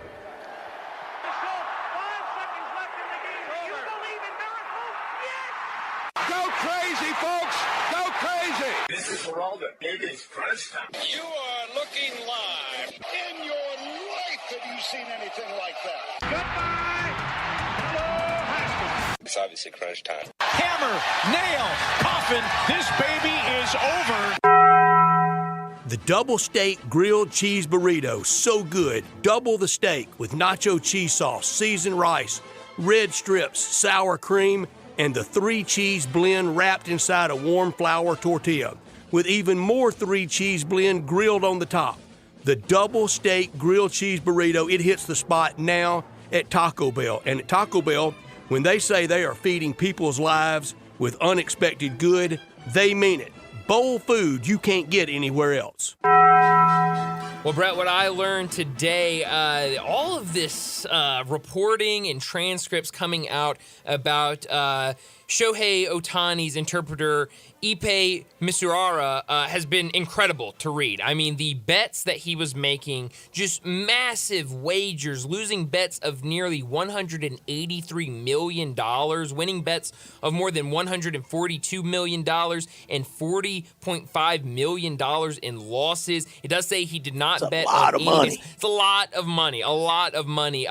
In the text messages, he basically confessed to a bookmaker that he, in fact, was stealing money from Shohei Ohtani. But interesting, I mentioned it earlier, on 3 straight days, we have text messages now between him and a bookmaker where basically on all 3 days, Ipe says, "I lost again, LOL. Any chance I can get one last bump? This will be my last one for a while if I lose." The very next day, "I'm the worst, LOL. Can't catch a break. Can I get one last bump? Join the club. I swear this is going to be my last until I get the balance down significantly." Said every gambler ever. Both times the bookmaker texted back and said, "Look, I'll give you this, but I need to know that you're going to pay $500 every week to get this back." A third straight day. "I have a problem, LOL. Can I get one last bump?" He was so LOL about it. I mean, he was doing some big losing, and he just said, "Okay, give me more, give me more, give me more." This story has been crazy. It just continues to get crazier. And where are we in this story? What percentage? That's a good question. I mean, you would think, hopefully, 20? you would hope we're further, but you never know what I don't could know, come Brian. out. I think there's a do lot too. more out there. I had it confirmed again today, and I knew impossible, but I learned again. Just can't bring OJ up in almost in any manner. No. Maybe never a fall like his. He was at the top. He was at the top of endorsements. He was at the top of broadcasting. Okay, maybe not in the movies. Mm-hmm. Those weren't at the top, but almost impossible to talk of him, even as a great player after the events of that Sunday night in June in 1994 and that crime scene that led him to go through football immortality to a life and retirement and a death in infamy. Mm-hmm. Yeah, you're right about that. What I could have done without, it's this Kentucky basketball search. Things are getting a little awkward in Lexington now with what all has happened from starting off of course, we'll go get Dan Hurley. Of course, we can get Jay Wright. Of course, we can get Billy Donovan. We're the big blue nation. We are. I mean, we are the bluest of blue bloods. To then be turned down pretty much by all of those. We haven't gotten any word from Billy Donovan. To then, okay, well, Scott Drew is a heck of a coach. He's one of the best coaches in the country. We're fine with Scott Drew. Scott Drew turning him down, and now I'm sure a lot of Kentucky fans would be happy with Mark Pope, being that he's one of theirs. He played at Kentucky.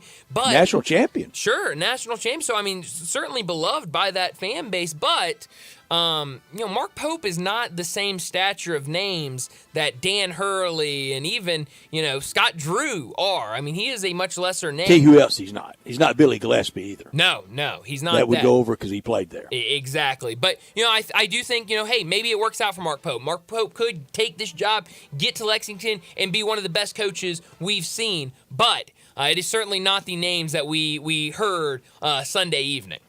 I could have done without this. Olympic wrestler Frank Chamzio reportedly turned down a $300,000 bribe to take a fall in a match. Dateline Baku, Azerbaijan.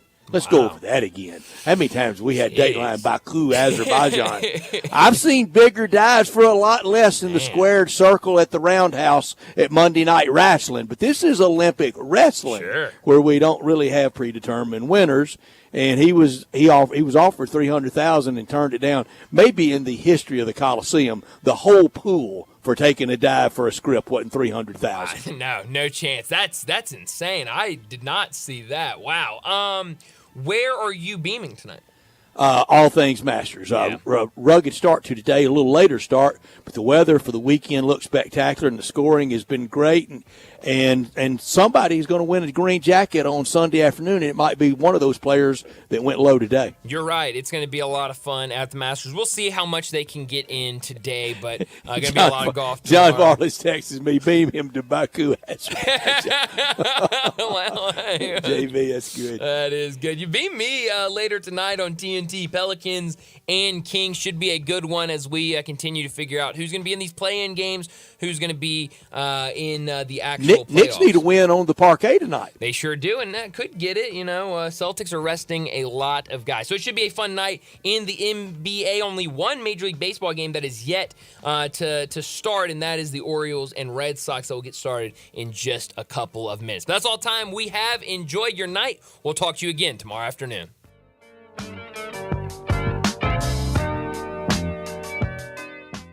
Simple, smooth, and every sip as easy as the last. Tito's handmade vodka tastes just as good with tap water as it does with your favorite mixer. Back in the day, Tito distilled, hand-bottled, taste-tested,